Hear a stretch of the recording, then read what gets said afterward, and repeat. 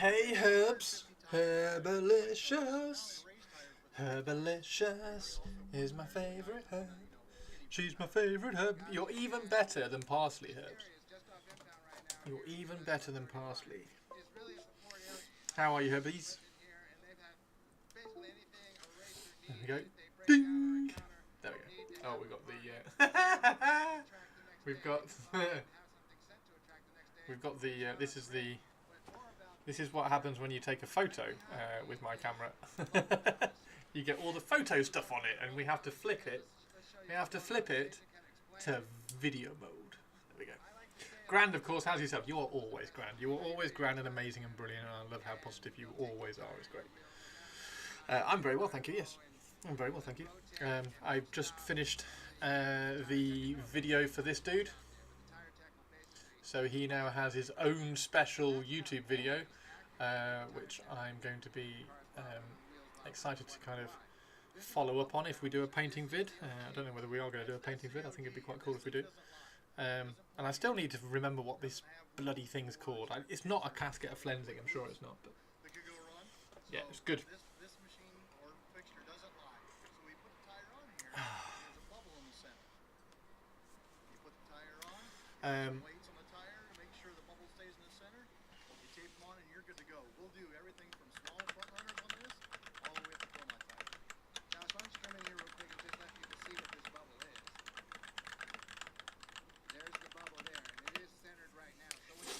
And today we're going to do some Lelith. We're going to do some more Lelith because she's beautiful. She's beautiful and she's all kind of glazed down now so that we can now kind of make her pop and buzz and be all awesome.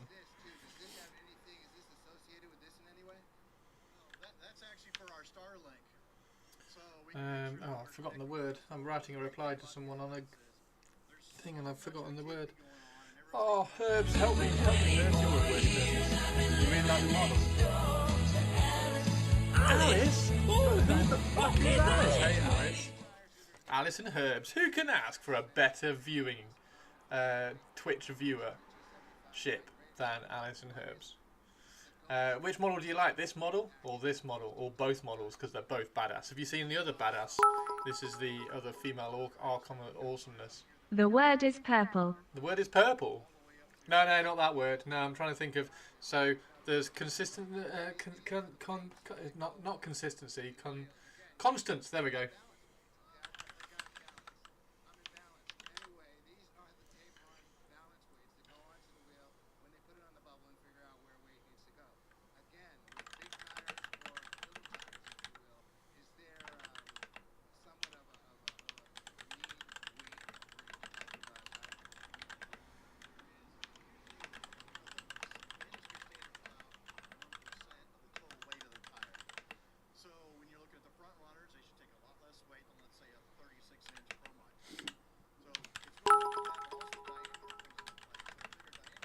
Christopher can't English today, and I'm the French one. I can't English. No, I'm no Englishing. I am Englishing bad. I'm Englishing bad.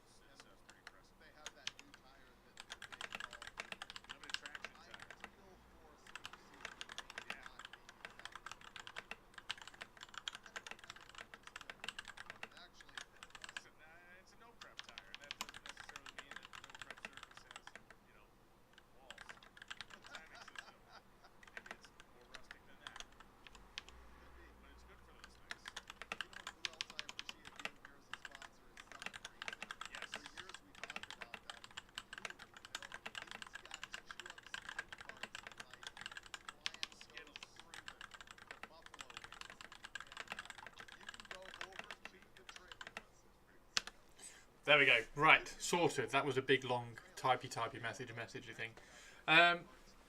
Right, how is everybody doing? How is everybody doing? Which one do you want to see? Do you want to see other female Archons? Sorry. There we go. Other female Archon.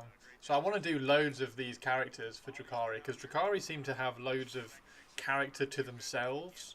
So I'm going to do loads. We've got a couple of special characters which I want to do conversions for.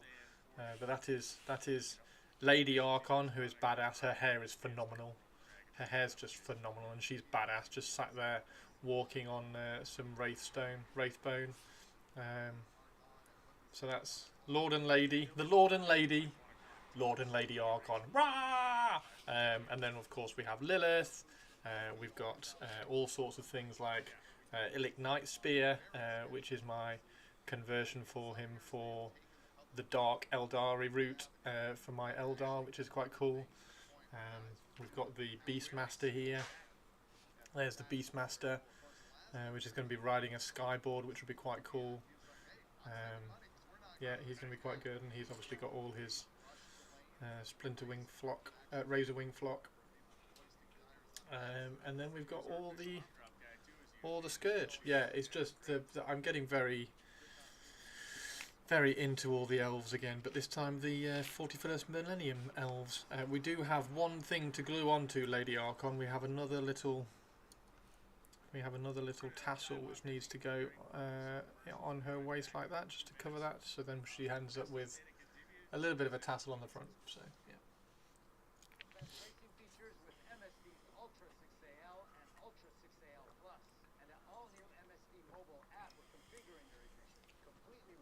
And I have chocolate digestives.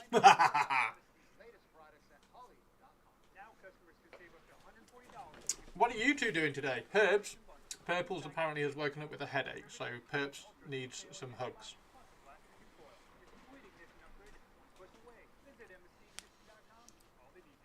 Perps needs some hugs. This is not tassel. It's impurity seals, Christopher. Impurity seals. Love it. Love it. Yes, that's exactly what they are. This Lady Archon has impurity seals. So we do need to glue those on. They just cover up the hole in her groin, because there's supposed to be a bit that goes down there. But I used it for something else a while ago. This is like the offcuts bits. You're just tidying up. Oh, what you tidying? What you tidying? And hello, Twitch Lady. I missed you yesterday, Twitch Lady. I missed you yesterday, Twitch Lady. Hope you're well. And then we have another succubus there with wings, so she looks badass and cool.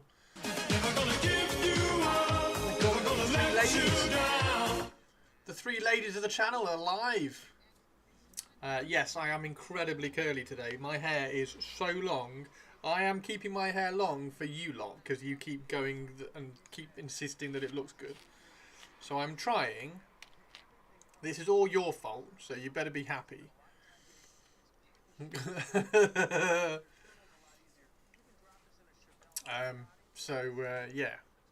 I'm sure Twitch Lady likes it. I hope. You're immensely happy. Nice. Yesterday was a crappy day. No, purples. Yeah, if it's Pussycat related, I'm very, very sorry. I really hope she turns up. 17 hugs, thank you. Getting hugs for everybody. Purple definitely needs hugs today because she's got a headache.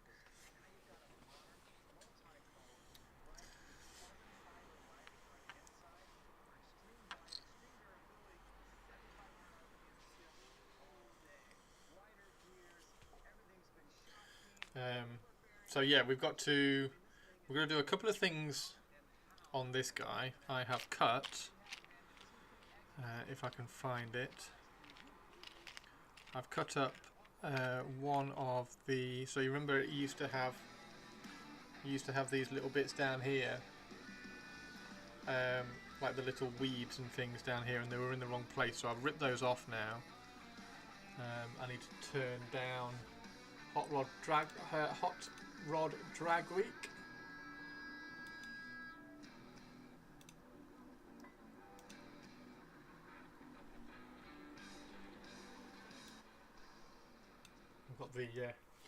got Hot Rod Drag Week on at the moment, as you can see. Ding. There is currently a weather hold. The track is very wet, so everybody's getting a quick second just to kind of chill and work on their cars a little bit. Francois and Panther, hello. How are you doing? How are you doing? Yes, there should be, and I can't find it now. There should be a long weed bit. I can't find it. Where's it gone? Where's it gone?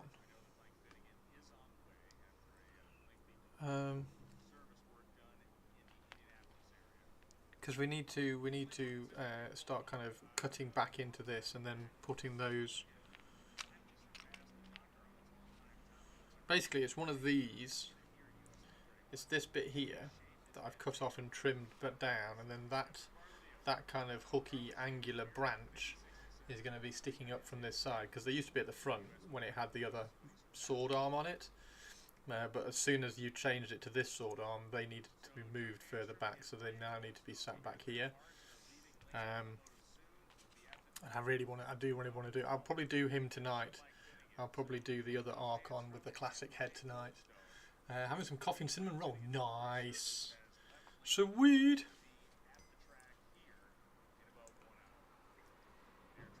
So yeah, we are live on Twitch and YouTube.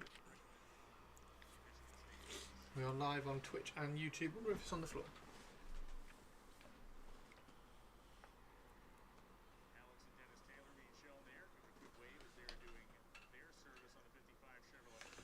Can't see it. I can't see it, so I'm guessing not. Coffee! I have tea and chocolate biscuits.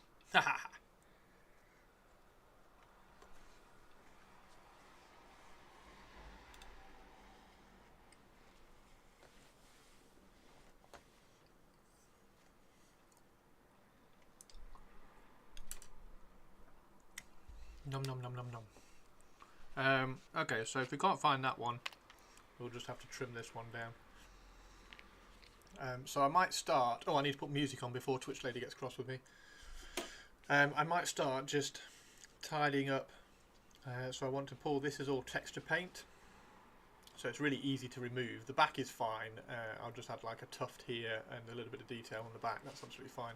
But we need to sort out this side here. So I'll probably remove a lot of that and then build it up with these kind of, I don't know what they are, but like wraithbone branches or something. They are quite cool. No music. Yes. Is Saxtus around? No Saxtus yet. I'm sure he'll be back very, very soon. What's the very, very stupid question? Is it AOS related or is it something else related? There we go. Let's get some music on.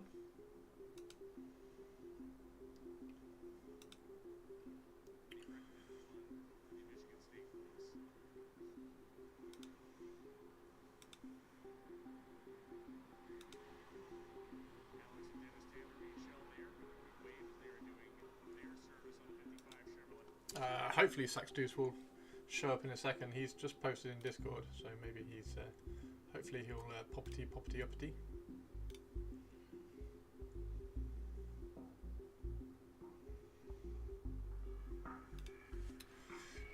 It's Northern Europe food related. Northern Europe food related. I'm not a tourist. I've got the music on, look. The music is now on. Music is on. Music is on. Music is live. Live is music. Still annoyed about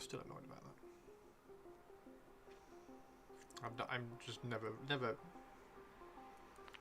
lending things again.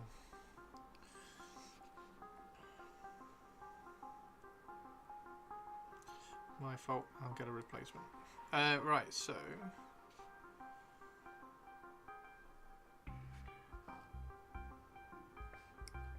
we go. So this.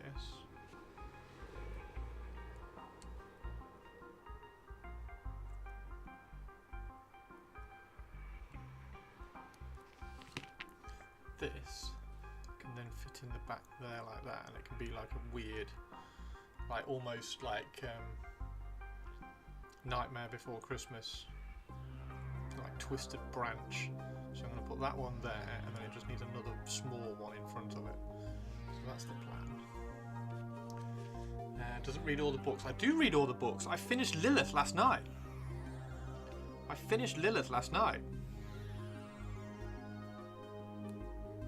It's a bit weird. Well, it's not a bit weird, it's good. It's just a little bit disappointing in the story that they wanted to tell. I was like, oh, okay, that's the story you want to tell. Right, okay. Could have been cooler. This is Lelith, like, after all, it is Lelith. So...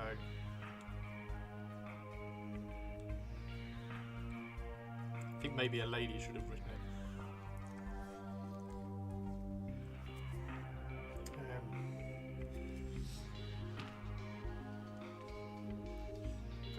Yeah, read that now. That was finished last night. I need to go back to. I'm either going to go back to Eisenhorn or I'm going to reread the Path of the Dark Eldar, so I can find, because I want to get to the. I want to reread the section about the constructs, so I can build some of the build one of the constructs like I was talking about yesterday. So yesterday I was talking about the Wraith blades and the Wraith guard, the Eldari Wraith guard. And in the Path of the Dark Eldar, which is an awesome book by my mate Andy, good old Andy Chambers. In that book, Asdrubal Vek talks about constructs, Wraith constructs, and he has some Wraith constructs. I just need to reread the passage because I want to make some for myself. No idea what they're going to represent, it doesn't really matter, I just want the models.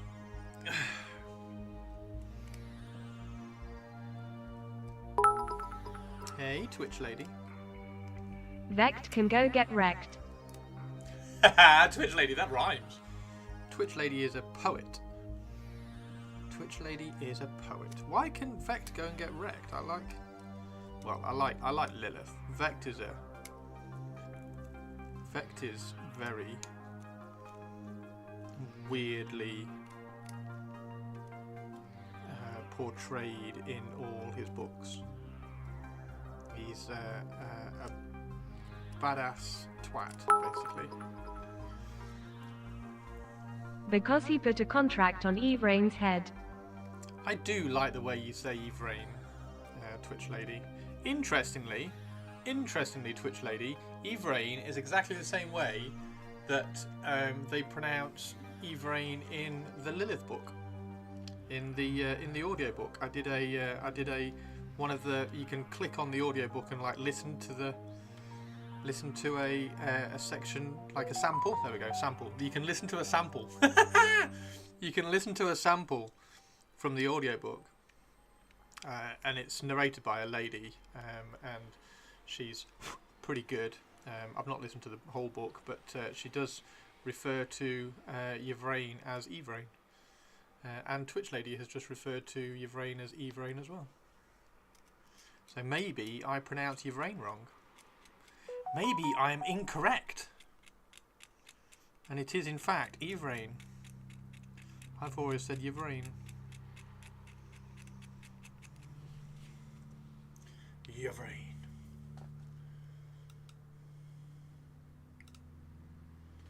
Oh, it's finished. They just turned it off? Yeah, it's finished. Oh. Maybe it's just like paused for a little bit.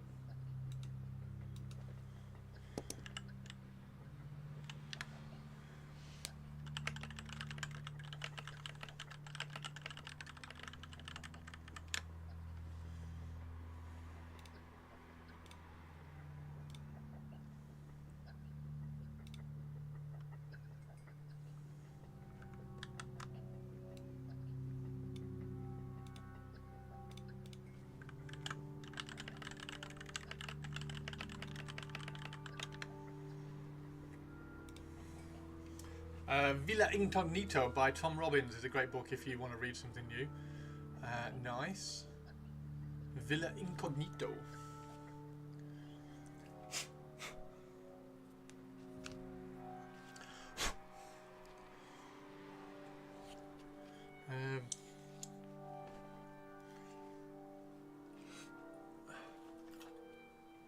Right, so I need to polish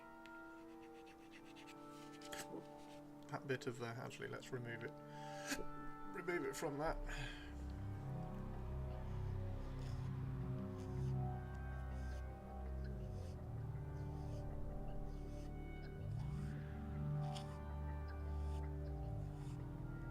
This is where I dripped a little bit of super glue. So I just have to very carefully remove that, and then we'll polish it back. Polish it back so that we get a nice base.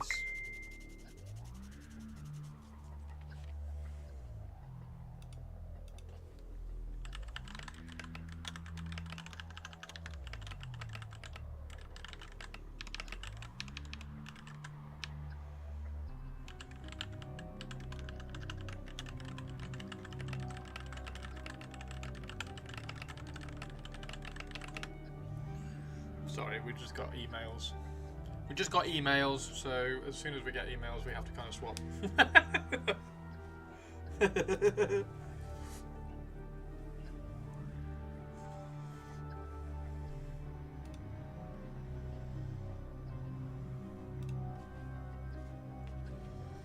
Right.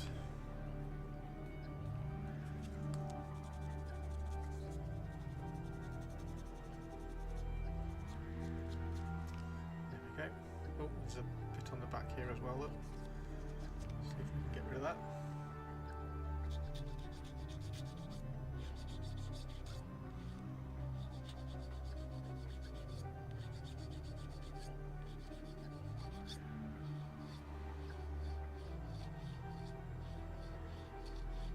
Purpley, what are you doing today?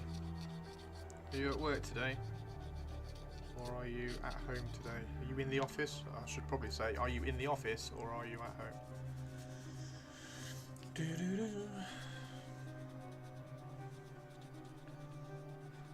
I'll probably read a bit more of Path of the Archon. I haven't finished. Actually, one of the things I haven't finished is Path of the Eldar. I've got to the third book, but I haven't finished the third book. And that's quite a good book, so I should probably try and finish that actually. Forgot about that. So I'm going to remove some of this because this here. So this is just texture paint from Vallejo. So it's all soft, and it just removes straight away. Look. Dead easy to remove it, and then once it's removed we've got a bit more control over exactly what this area here is going to look like, if it's going to have an overhang or anything like that.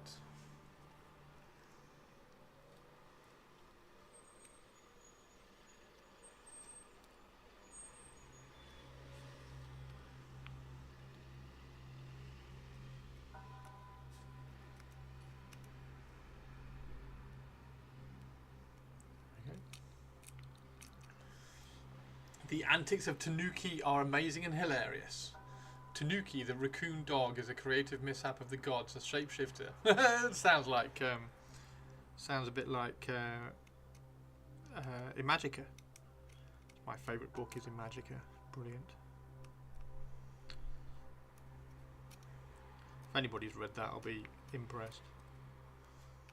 Nobody reads Clive Barker stuff. Well, nobody seems to, at least. Right, we'll use a snippety tool here.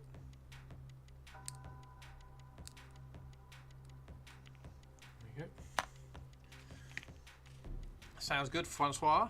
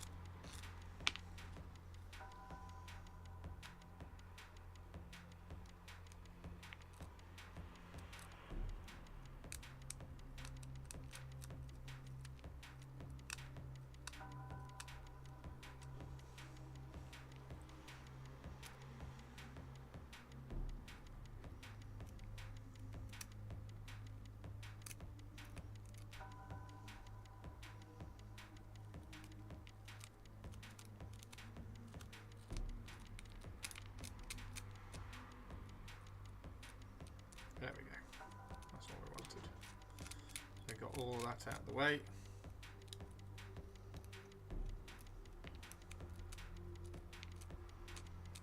So that we can address that. So you can see under here, the reason why this is so high is it's got a little bit of sprue. There's a little bit of sprue there, and there's also a little bit of sprue here. And then you glue the sprue to the base, and then you glue this on top of the sprue, and then you end up with a cavity, and the cavity is what you fill with this texture paste.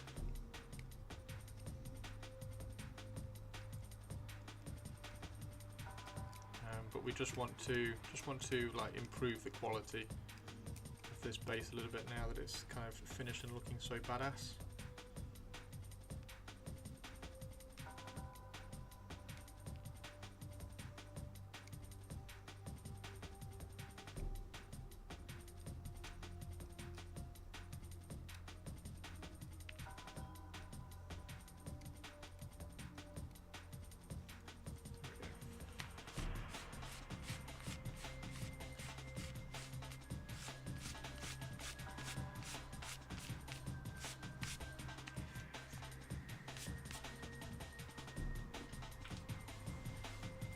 It's a very fun book. Sounds it. Sounds cool.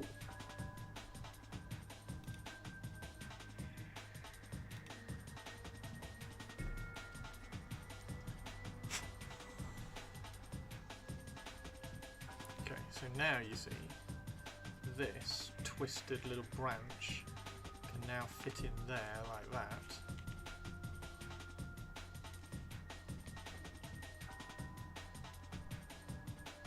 Sit there looking weird and cool, coming up out of the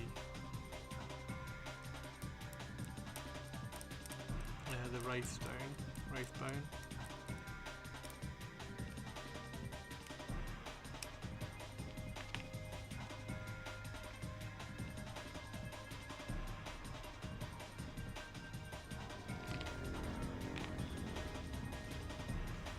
I need your clothes, your boots, and your motorcycle. Sexy twos! Did I clean the gates? This one isn't one that needed gates to be cleaned, Sex twos. So this one was already kind of clean. How are you, Sex twos? Happy Wednesday, dude. Purpley Spark has a question for you.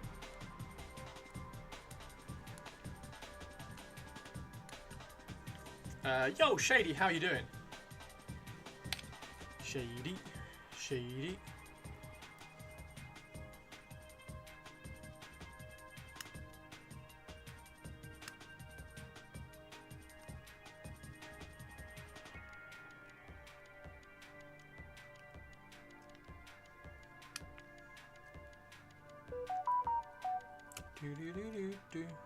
If I do get a phone call, by the way, I'm going to have to put you all on mute and do a BRB and answer said phone call.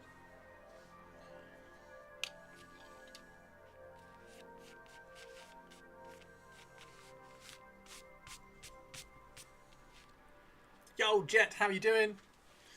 That's what you said about Lelith. Yeah, Lelith is looking awesome. She's looking fab.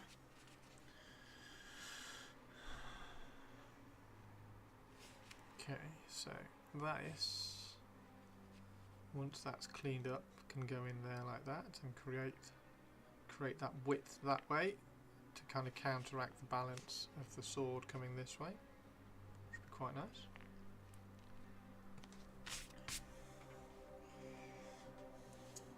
What am I using on the platform? What, this bit here, this is a cast of the Avatar's base I've got. So all my Eldar, because a lot of them have these wraith bone bits on their bases. I've got a load of this which I cast up so that I can use them on bases. So little bits like that. I can't remember what that bit's from. I think it might be from Drazar. That one might be from Drazar, but just like loads of bits, and then I've got like that's from the Avatar, that's from the Incarn, just for larger bits, and then you can snap.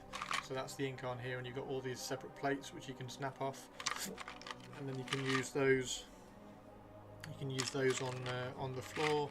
You also have these little bits here from the farseer and things, so people can stand. For instance, the Medusae can then stand on those like that, something like that, just to make it a little bit interesting. But it just means that everything in my army now,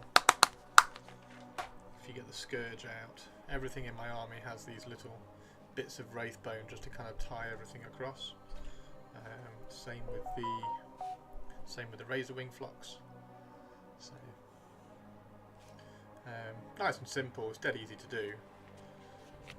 But I've just got loads of those bits now.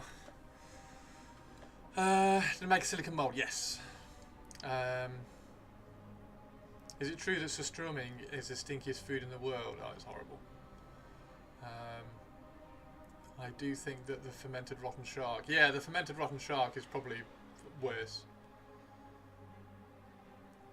That's fermented in the ground, isn't it? They bury it, I think. There's a Maine Coon cat channel I follow, and he's from somewhere in North Europe, and did a recent video trying to give it to his cat, and the cat really doesn't like the smell. Amazing.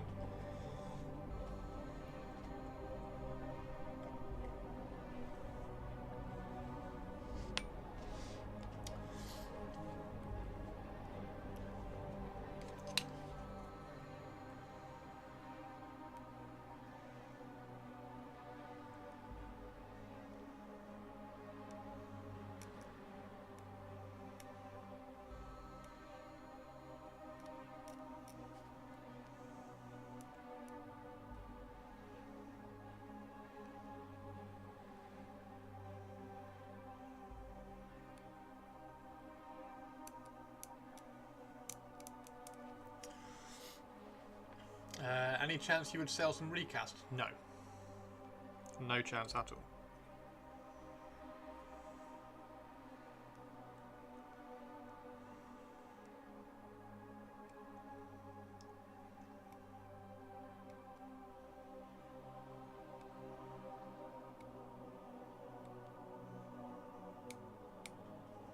There we go.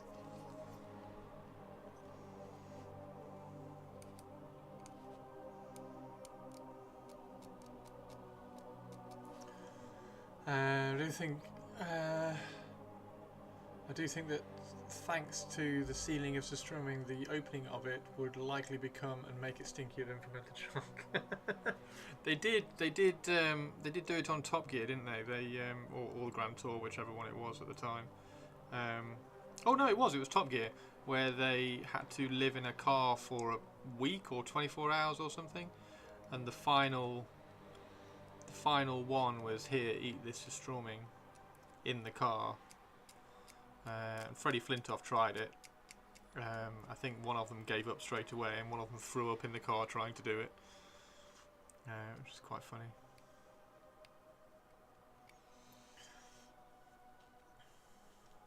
No, you didn't. You didn't. Mama Bert did, so I have opened a tin. There's no chance it went anywhere near my mouth though. So I did open the tin that Mama Bert sent me.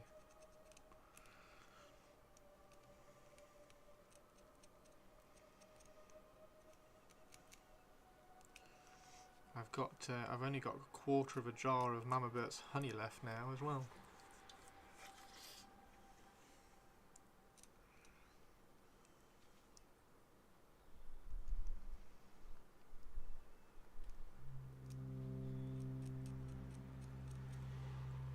Apparently Buster is from Sweden. Buster? Buster Douglas. Right, so that can then sit there quite well. I think it comes out at an angle like that, just to kind of balance off the sword. I think that's quite good there like that. It's a shame I accidentally sliced that, but we can sort that out.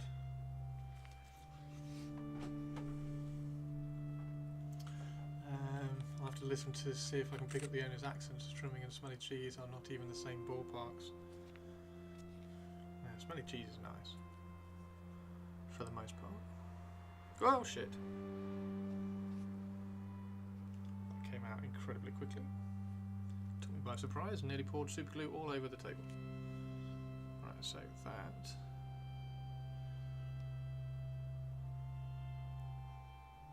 I think goes in something like that. Something like that. Or does it go like that? No, it's got to go against the grain.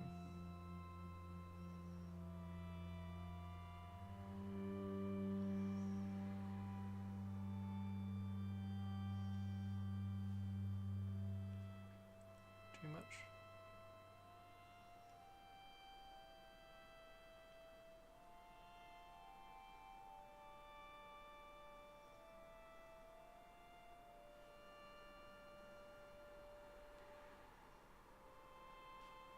Yeah, I actually think it's just that. Yeah, but we can always build more killbots. We could indeed always build more killbots. How are you, Mr. Target?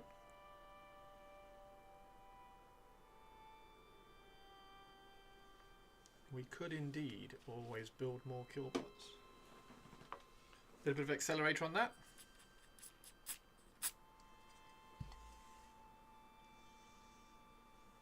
There we go. And then we just want another one. I don't know whether that was supposed to... Oh, I don't know. Can't decide where that's supposed to go. I think it goes there. And then the other one can just sit...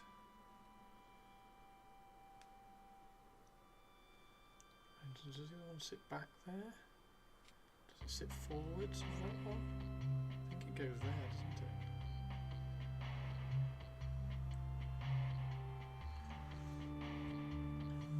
Would you consider renting the mould? Nope. That's the video. Phrasing. What's the video? Oh, of the strumming.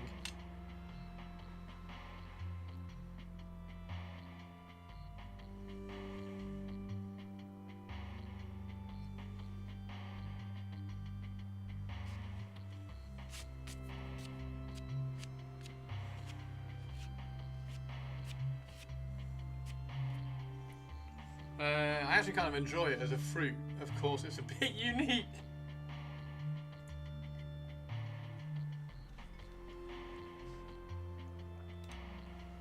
Are we back live yet, or have they just turned it off?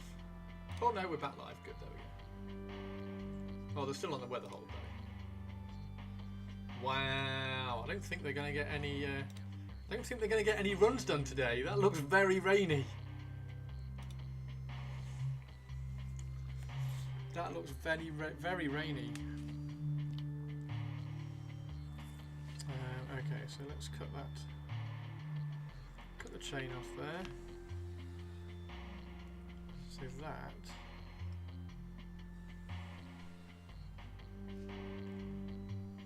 I don't know whether that just goes there. Just go at the back. Just balance it out at the back. Just balance it out at the front. That's not bad actually, is it? That's probably where it needs to go there, like that, so you've got that height. Yep, so it needs to go there. Okay. I've only had middling success with silicon moulds and your casting looks ace. Thank you very much.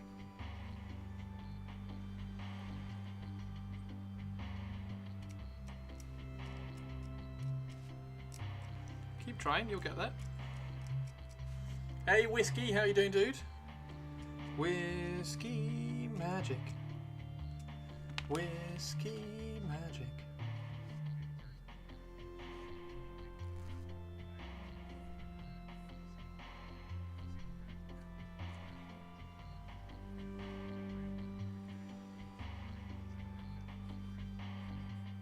Bases are the easiest thing to do for silicon molds.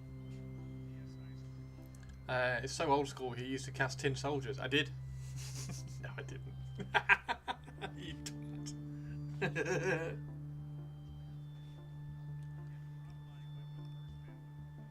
Right, so that's going to go there, and then we have the same high to low that the sword is carrying. So we just need a pair of tweezers.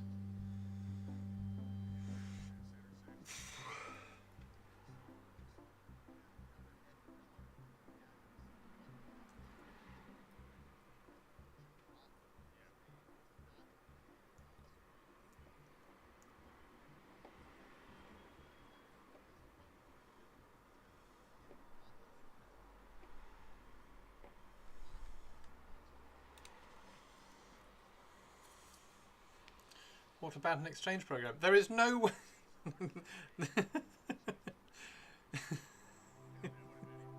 There's no way of wording it, Francois, that you are going to get copies of these. If you want copies of these, it's personal use only. You buy the models, and you make a silicon mould, and then you mould it up for your bases. You can't, doesn't matter how many different ways you try and word it. There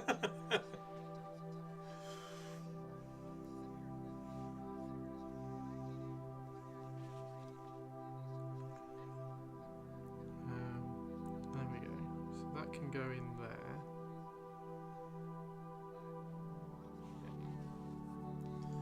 That's about right. Let's see if I can get a little bit of super glue this time.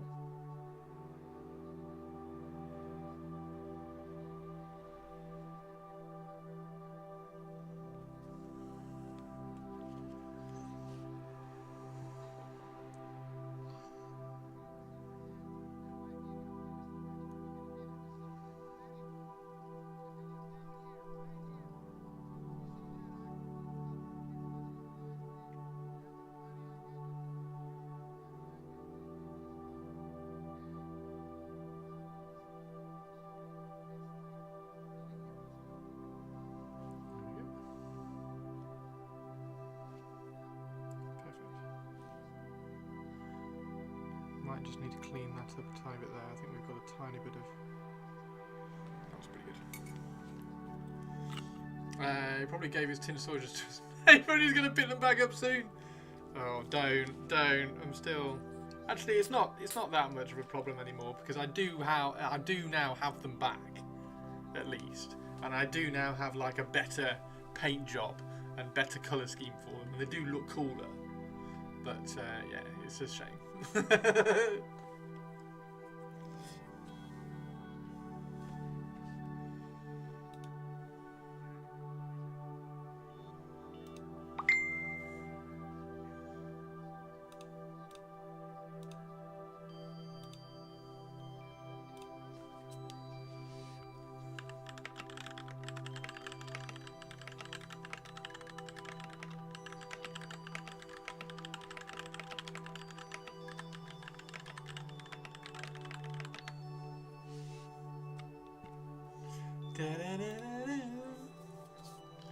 Gave him to my neighbour. Stop it, whiskey. That's perfect. That's much better. That's much better. Now, how much of an overhang do we want? How much of an overhang do we want?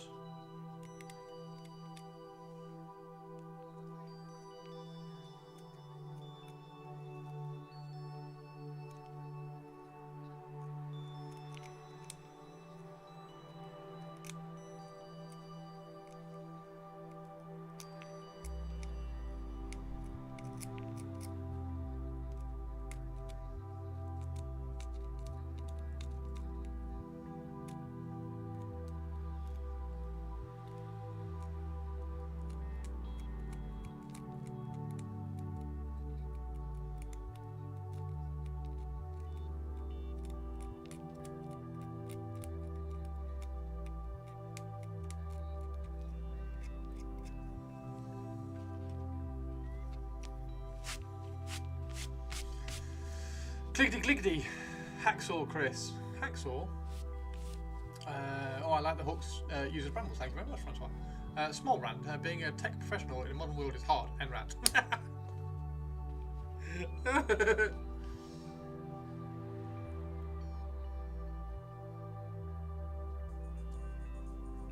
we go. Like little, like Francois said, like little wraithbone brambles. That was the idea on those, like little wraithbone weeds.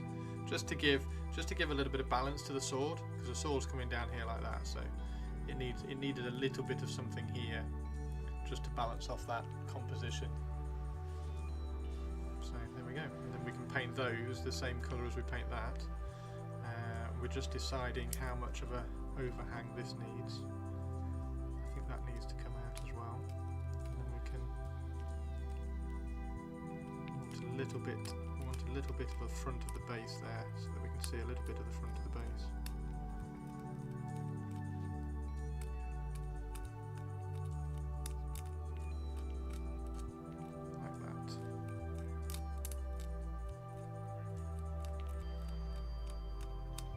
Just a little bit. Then you've got the skull, and then we can ramp it up. Ramp it up here. That's fine there. And the back is irrelevant because the back can just be covered in static grass tufts, little bits of moss tufts.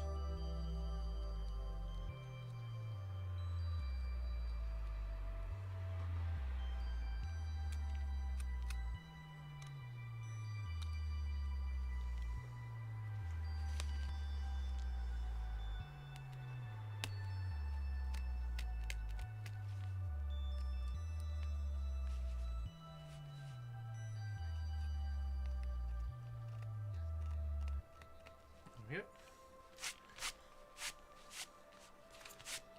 Pull that on the floor and remember to vacuum later. Yeah, or enterprises being like, I want the best of the best of the best of the best server infrastructure, all protected with backups and disaster recovery, but I have a bad budget of like $5. Quick, good, cheap. Right?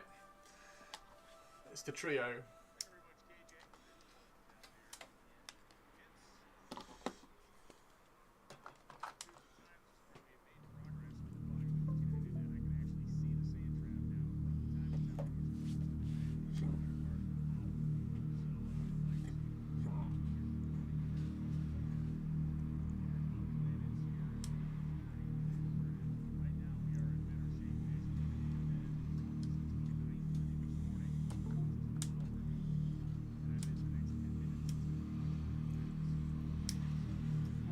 Here.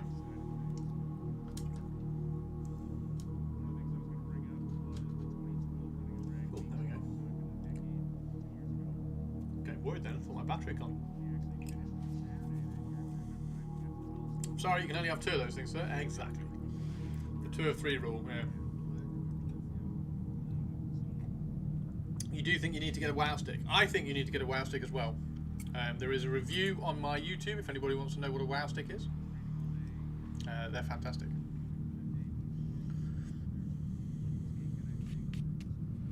They are fantastic, especially for the price.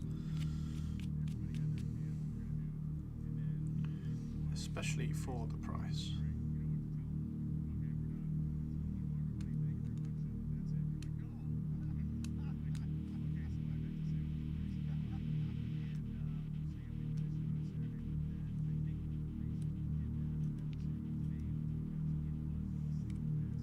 How are you, Captain Mannerings?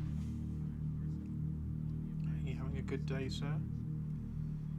Twitch lady, is your headache gone yet? Twitch lady, tell me a joke.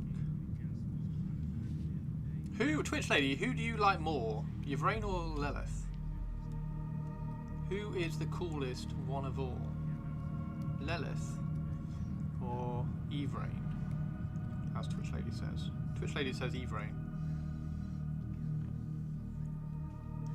I'm impressed by the supposed WoW stick. What's its class? Druid age. Yvrain is the coolest. Yvrain's the coolest.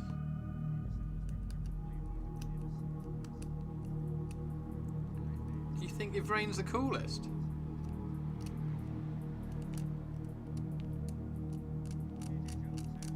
Yvrain and Lelith getting a bit of a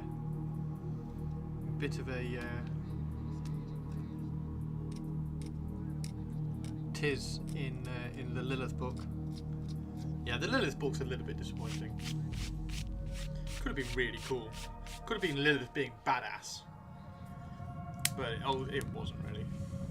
Yvrain is cool. Yvrain.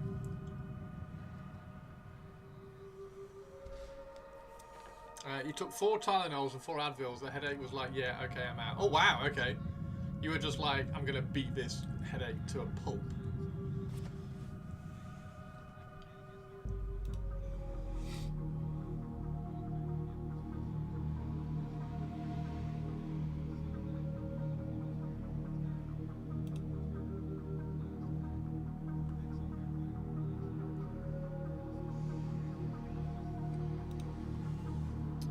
Yvrain?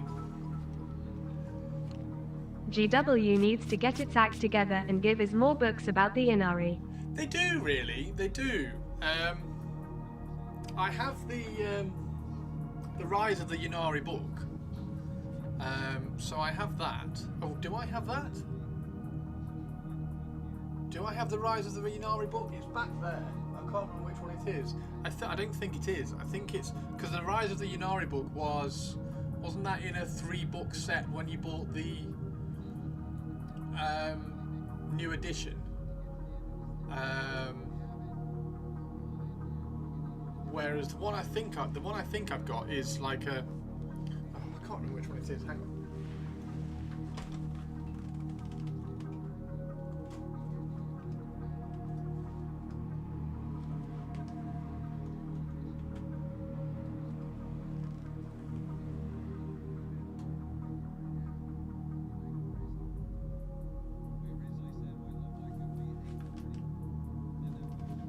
Can't see it.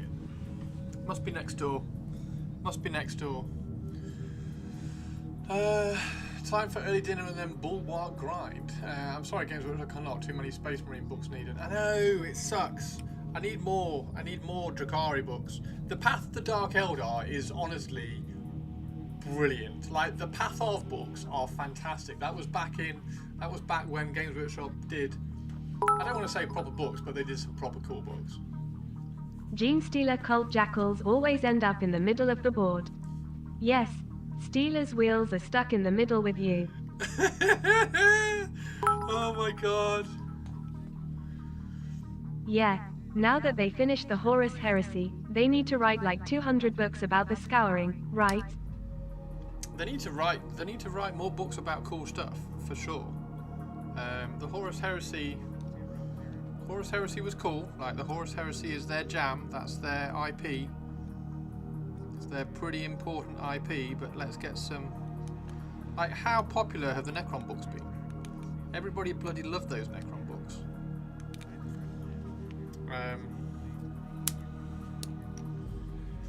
But let's get some. Right. Okay. That's it. That's kind of settled in my head now.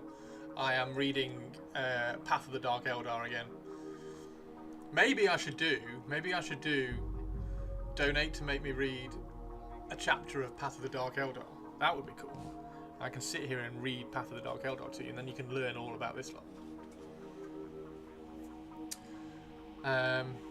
Would be ace if they did more Xenos. Personally, I have loved the Necron books. Yeah, I think they need to start embracing the Xenos a bit more. I mean, I love the Xenos. I keep trying to do Space Marines, and I will do that Space Marine Intercessor Tactical Squad video soon. I've recorded the intro, and then I got distracted by trying to make it a video that it wasn't. I started trying to make it a video about what my chapter needed to be, whereas what I need to do is just do here's an Intercessor Tactical Squad video. That's what I actually needed to do. That looks great. That looks really, really cool. I like that. That looks really good. We need something underneath. I think we need something underneath that overhang. I need to keep reading the Path. It's on my phone though, and I can barely muster the effort to read on paper these days. Reading on a phone is so difficult. I find it really difficult to read on. So, you know, Games Workshop send me the codexes, right? So Games Workshop send me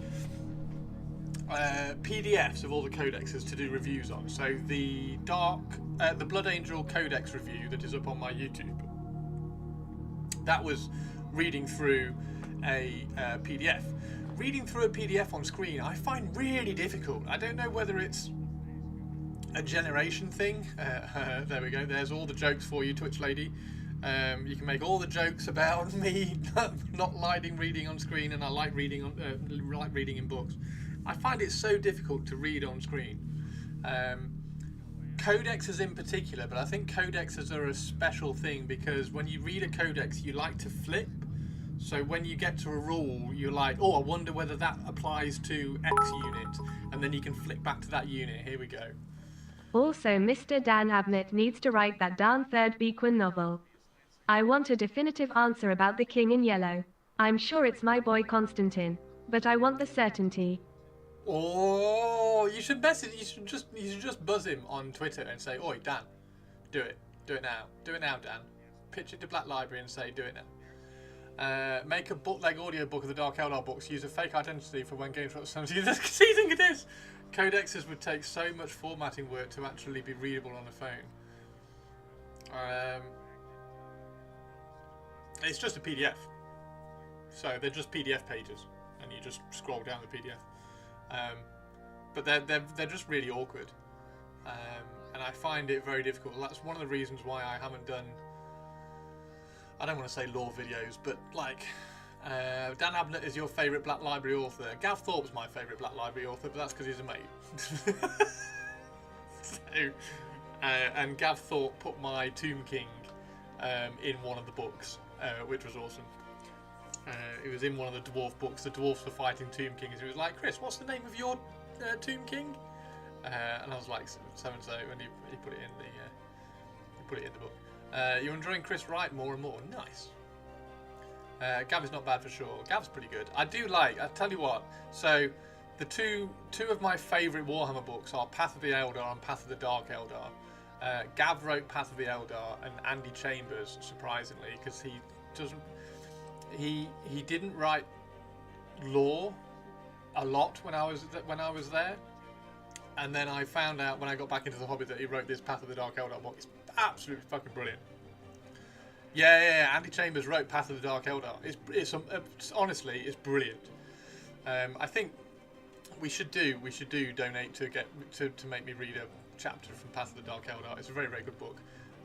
So those two books, and also Gav wrote the Jane Czar book. That's very good as well. And after he wrote the Jane Czar book, I was like, Gav, you need to write a Lelith book. And then Black Library did a Lelith book, but Gav didn't write it. And I was like, damn it! But the Jane Czar book is better than the Lelith book. And interestingly, the Jane Czar book also has Azrael Vect in it. So, yeah.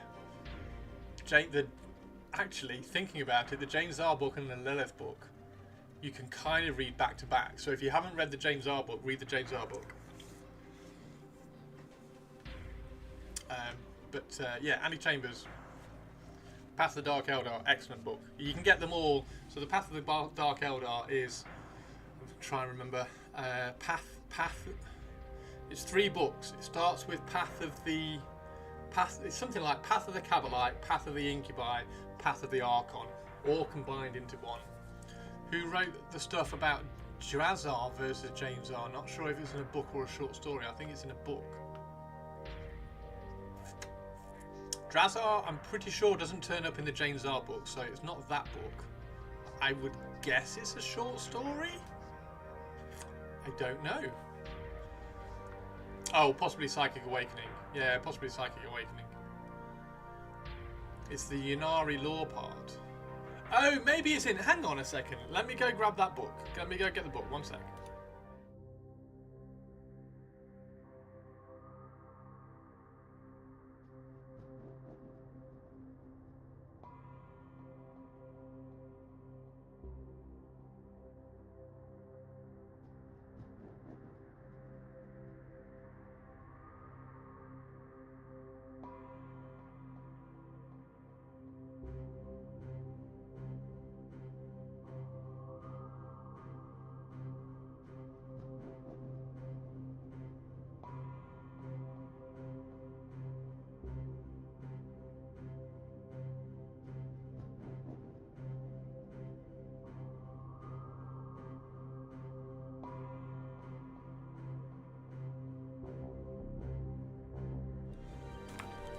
So this is the book I was talking about. Let me just move Lelith and the Archon out of the way.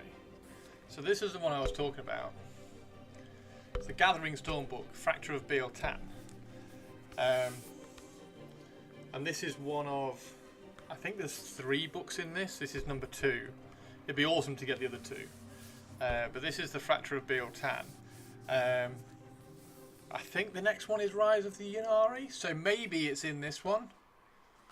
I don't think it is, because I have read this and I can't remember that being in it. But I mean, it's absolutely brilliant. These are the kind of books Games Workshop need to make now. in my opinion. It's that much lore.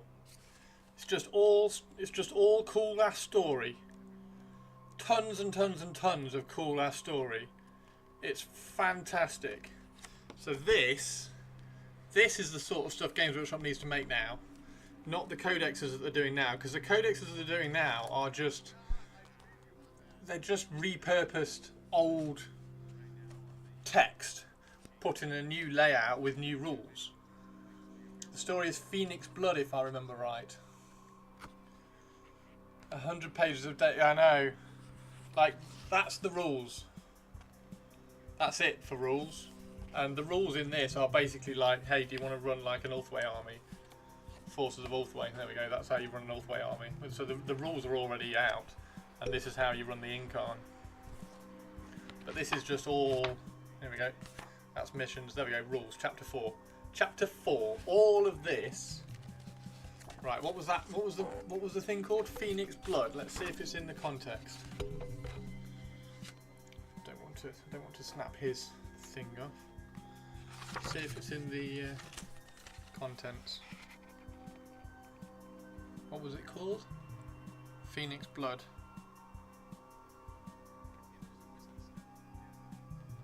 No, Phoenix Blood isn't in this bit. But like Architects of Pain.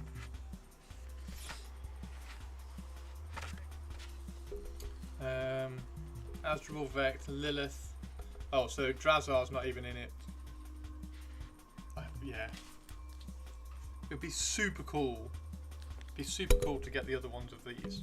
Let me just have a quick check on. No, I'm not gonna check on eBay for any more of these. So it's Gathering Storm. But then there's the I think there's three books from the end of 7th, The Rise of the Ynnari, and I think they're separate to these ones.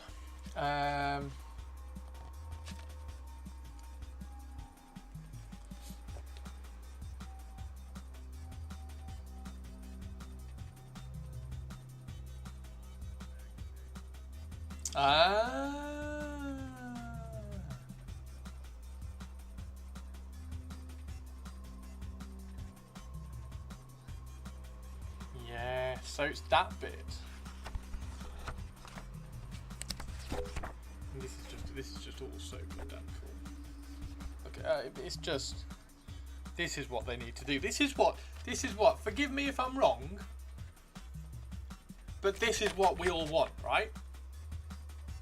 If we buy a codex, we want cool stories to go, well, I just want to do an army based on this short story which I've just read. Like, the rules come and go. The rules get replaced all the time, especially now because they're just like replacing it all the time. But we want more stories. Like, just keep writing the stories. This is what we like. Beneath Komora, there is a sealed portal known as Kane's Gate. This has existed for time immemorial, bound by arcane means against the demon hosts on the other side. Desperate to break in, these hungry fiends have ever grown louder and more insistent, so much so that Vecht himself had recently ceded this once prized territory to his rivals. Super cool. GW hates Xenos way too much to write more books about them, winking face. No. Games Workshop love the Eldar. They love Xenos. They love Eldar and they love... Oh, look at that! Look at that piece of artwork! I've never seen that piece of artwork. How cool is that? That's amazing! So you got Janesar, you got Morgan Ra, you got Fugan, you've got Karandras, and is that Azuman? I'm guessing that... Oh no, that will be Azuman. Who's that? That's Baharoth. And then the Warp Spider one, the Warp Spider one that we're getting soon, hopefully, will be here. That's amazing! That's really cool. I like that. That's all the Phoenix was, yeah. I've never seen that. How have I never seen that piece of artwork? That's so cool. So, yeah. This is what they need. They need to do more of these. All they want is more information on the Dragon of Mars. It's a Necron. It's just a Necron English. It's just a Necron. Everybody's going to be so... if you can use the Axe and Fire pack, it does indeed. Yeah, it's just all going to be Necron-y. Everything's a Necron. Everything's a Necron in English. Apart from, apparently, Blackstone Fortress game, which I was really excited about because that means new Necron models, but no. Blackstone Fortress have got nothing to do with Necron, so we're not going to do any new Necron models. Sad face. He put it there in the first place. And then it's going to rise and overtake the Mars. It's not a Necron, it's a shard of the Void Dragon, Christopher. I didn't say it was a Necron, I said it was Necron. Curveball, Space Dinosaur. Space Dinosaur! Give me your favourite, okay. Give me your favourite piece of Xenos lore. Twitch lady, I want to know what yours is. I bet it's that, although I bet it was that Phoenix Blood with Jane Zar versus Drazar. My favourite bit of Xenos lore... I mean, the War in Heaven's pretty damn cool, to be honest. Eldar versus Necrons.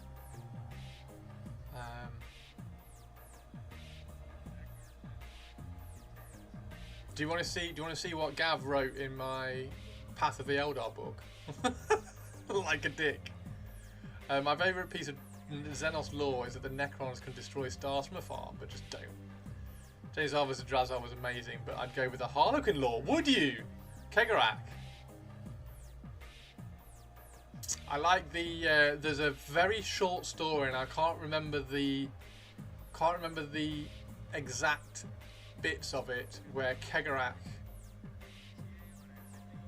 is playing or is having a conversation with the Deceiver. Red ones go faster, the blue one is lucky, and the green one is good. Actually, it was never a Necron, it was a Catan guard who controlled the Necron time, making them into the Necron man, making them immortal. Oh, God. Oh, pedant, Mr. Gentleman. Kegarak is so damn cool, and I love the tragic stuff about the Solitaires. Oh, I really want them to do more Harlequin stuff. Just do mimes. If they did mimes, that would be amazing, because then we could just have Harlequins back as a faction. They've got plenty of units. Just do a unit of mimes. It would be so cool. It would be so cool. And then I could have Harlequins. I could have all the elves then. Well, I've got some Harlequins. I've got the Solitaire somewhere. Call it a mime. A mime!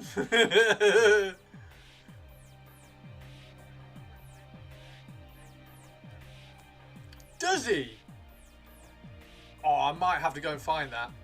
Blood Axe's trade with the Imperium. Mimes Invisible Box OP. Link that Voldemort one. We'll stick it on in the background when we start painting. Give me a second. I'm just going to go grab the Path Off books.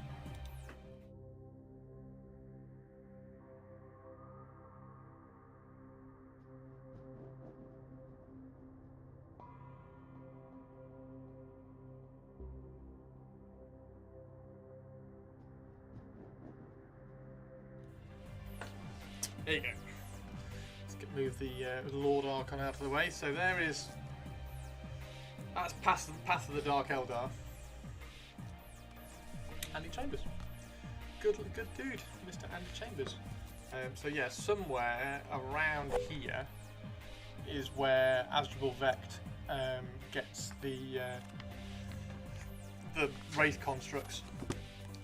But that's bloody brilliant. And then Path of the Eldar, Gav Thorpe, so that's Warrior, Seer and Outcast. There we go. So this is the 3 books. Path of the Warrior, Path of the Seer, Path of the Outcast. And then the Dark Eldar one is Path of the Renegade, Path of the Incubus, Path of the Archon. So that's the 3. But this is what Gav wrote. This is what Gav wrote in my Path of the Eldar book. Because he's a dick. All Necrons are dead and will die again. Thanks, Gav. In case you don't know, Gav plays Eldar. And the Frost of the Third.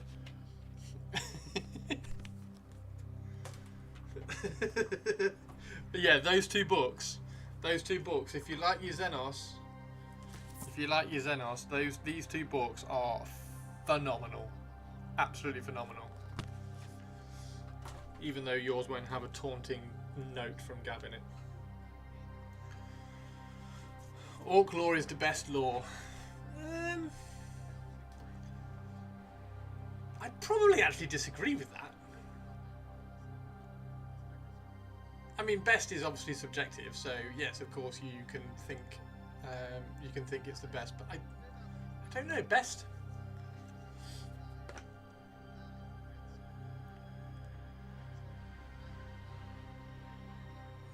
It's not bad. I just think the Eldar and the Necron lore is just so deep and involved. It's got so many twists and connections to it. Thaddeus and Tarquinist playlist. He wrote it all himself and it's super cool. Can you linky? Oh, there we go. Is that the linky one? Is that the linky one of the solitary? There we go. Just checked again, 80 quid for the used paperback version of the Path of the Dark Eldar. Oh my word! Yeah, I don't know why that's not sold by Black Library anymore, it sucks. Orc lore is best lore. 31 minutes of solitaire. 31 minutes of solitaire. The Harlequin problem. I do like Voldemort. Yeah, Orc lore. They go up to 250 quid for one in very good condition. Really? Okay then. Can you still get Path? Can you still get Path of the Eldar on Black Library? Because I remember I'm sure I got this one from Warhammer World. I wonder why they sell this one but not that one. I wonder whether Andy Chambers has got the rights to it or something. Wow. So what you're saying is I've got to keep this in good condition. Oh yeah, there we go. That's my bookmark for my second read through.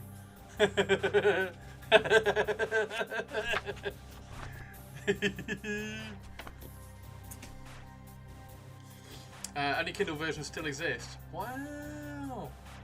Orcs are very comprehensive for a Xenos race, while everyone else's lore is just this battle or that fight. Black Library doesn't actually exist in a warp portal, so they can't keep every book in print. You'd think that they have that. I mean, those two are like, if you want an Eldar book or you want a Drukhari book, those are the two books you get.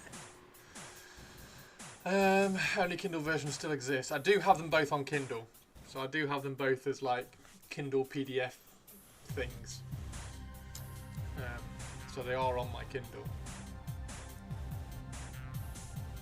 Not that I read the Kindle very often. Wow, interesting. We should probably paint, right? Hey, Twitch lady. The actual objective best lore is the infinite and the divine. You got his box seats to a coup. Yes, true.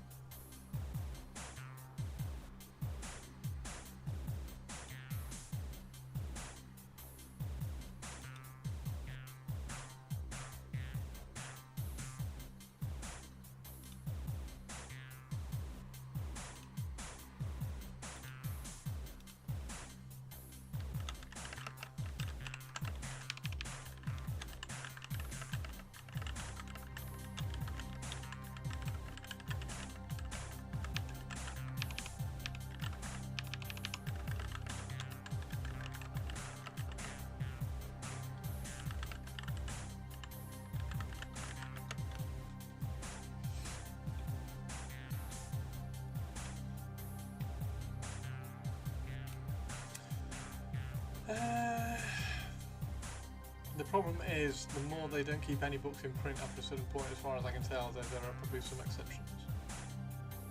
Yeah, like Horus Rising, right?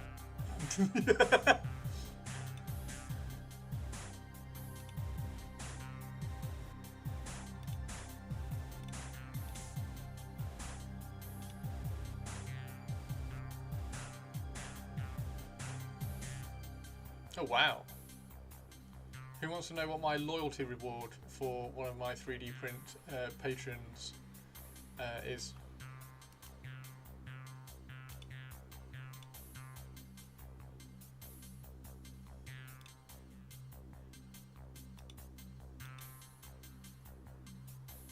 That's quite cool.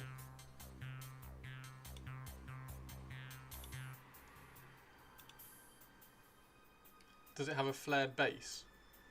What, the loyalty reward? No. Here you go. Boom. Morticia. Morticia. How cool is that? Becomes a self-fulfilling problem. We didn't sell enough Eldar books where they're any available. Nobody loves it. That's how they convince themselves that nobody likes Eldar, and then they just can off Eldar. Because, well, nobody's buying Eldar books, so they can't actually like Eldar. How many Eldar books have we got on sale? One, James R. Oh, okay. Right, let's get Lelith. Let's get Lelith back.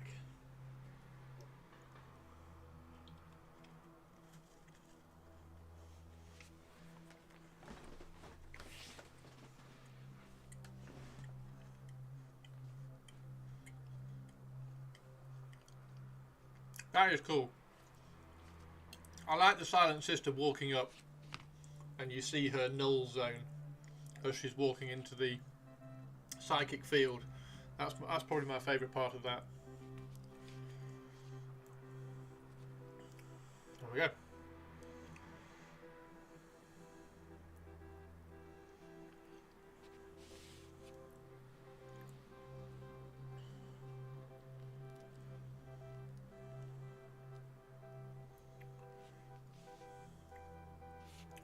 Awesome.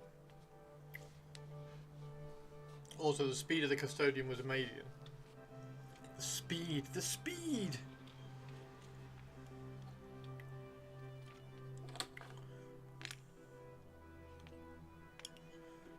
Okay. You watched Harvest with your wife? Like what's really known about the day-to-day life of Xenos other than orcs? Path of the Dark Eldar? Path of the Eldar. That is all about the day-to-day lives of Eldar and Dark Eldar. The Path of the Eldar bit talks all about what one of the aspects. There's a character in here who is studying for one of the aspects, and they talk about how he's studying and what he's studying, and then why he wants to swap to another aspect, and goes and studies on something else. Seriously, those books are phenomenal. They're really, really cool. Right. Let's paint some Lelith.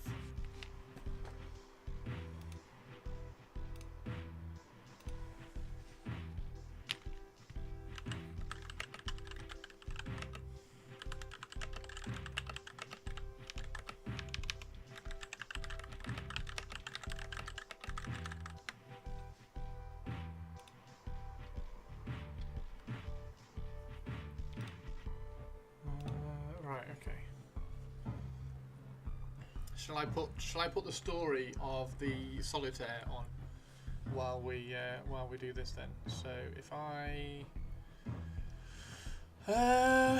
where is Chrome? There's Chrome. Properties. And we need to put on solitaires. And we need to put this on pause for a second.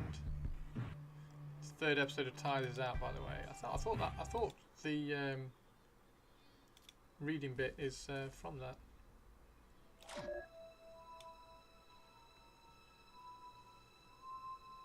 Yeah, the Eldar diet and economy. The Eldar economy is in the So the Eldar economy is in the Path of the Eldar book, and actually I've had a conversation with Gav about it, because I was asking him about Eldar economy and how the economy works and everything, and what do they have money? Do they have cash and everything like that? So that was a known thing, because I asked him whether he had to know that sort of level of involvement within around the Eldar race to write the books, and whether that is sort of an underlying answer that he has when he's writing things like the Path of the Eldar. And he says, yeah, that's all kind of scribbled down and it's all noted.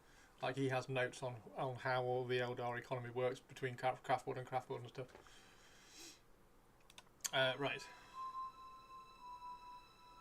Can everybody hear that?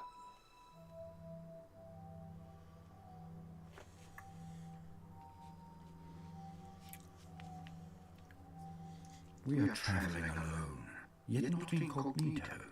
I am amused, but that is a usual state of affairs for me. My master will explain if it is required. I have no doubt that when all of this, whatever this is, concludes, I'll gain a rundown of actions taken and the motivations, if it is not abundantly clear by that time, of course. We travel by a standard liner, and quite a lot more opulence than I am accustomed to, if truth be told. Dinners with the captain, tours by the XO. It's the same in the Path of the Dark Eldar as well. We move so quietly. Use our own vessel. My master must want us to be known, it seems. Upon reaching our destination, we took a small transport down to the planet with a dozen or so other wayfarers, into a calm and cool, but intensely sterile environment. As we stand in line to be processed, our travel permits perused and cleared, I attempt to gain my bearings. Smell. People always forget that one of our most powerful senses is smell. Every planet has a distinct smell. The makeup of its air, the ages of the world, how industrialized it was, etc. But each smells differently. I cannot smell anything but the metal around us. For a moment it is disconcerting, but I am busy in other ways. Watching, weighing, identifying, as I have been taught to do by my master. He wears a calm air, but I can see the tension in his stance. He is wary, on edge. With none behind us, we stand separated from the queue, and we talk banalities until the people in front of us are inured to any consideration of listening in. I should put my headphones in. You're tense, my master. We are vulnerable at the moment. By design? He smiles at me, and I see the twinkle in his eye that means I am not disappointing him today. I spot the guards at the entry point to the world outside, as people muster there. The doors are not opened too often, it would seem. Certainly not more than is required. There were 3 guards, now there are only 2. Our advent has been noted, it seems. You will precede me and act as a beater. Do not slack off, or we will be overrun. But, I know. Keep my wits about me. Lay on then, Tarkonis. The doors slowly grind open, and we are assailed by the first kiss of the light from the powerful yellow sun over this world. Hello. Did you Advert, order a don't worry. robot? How?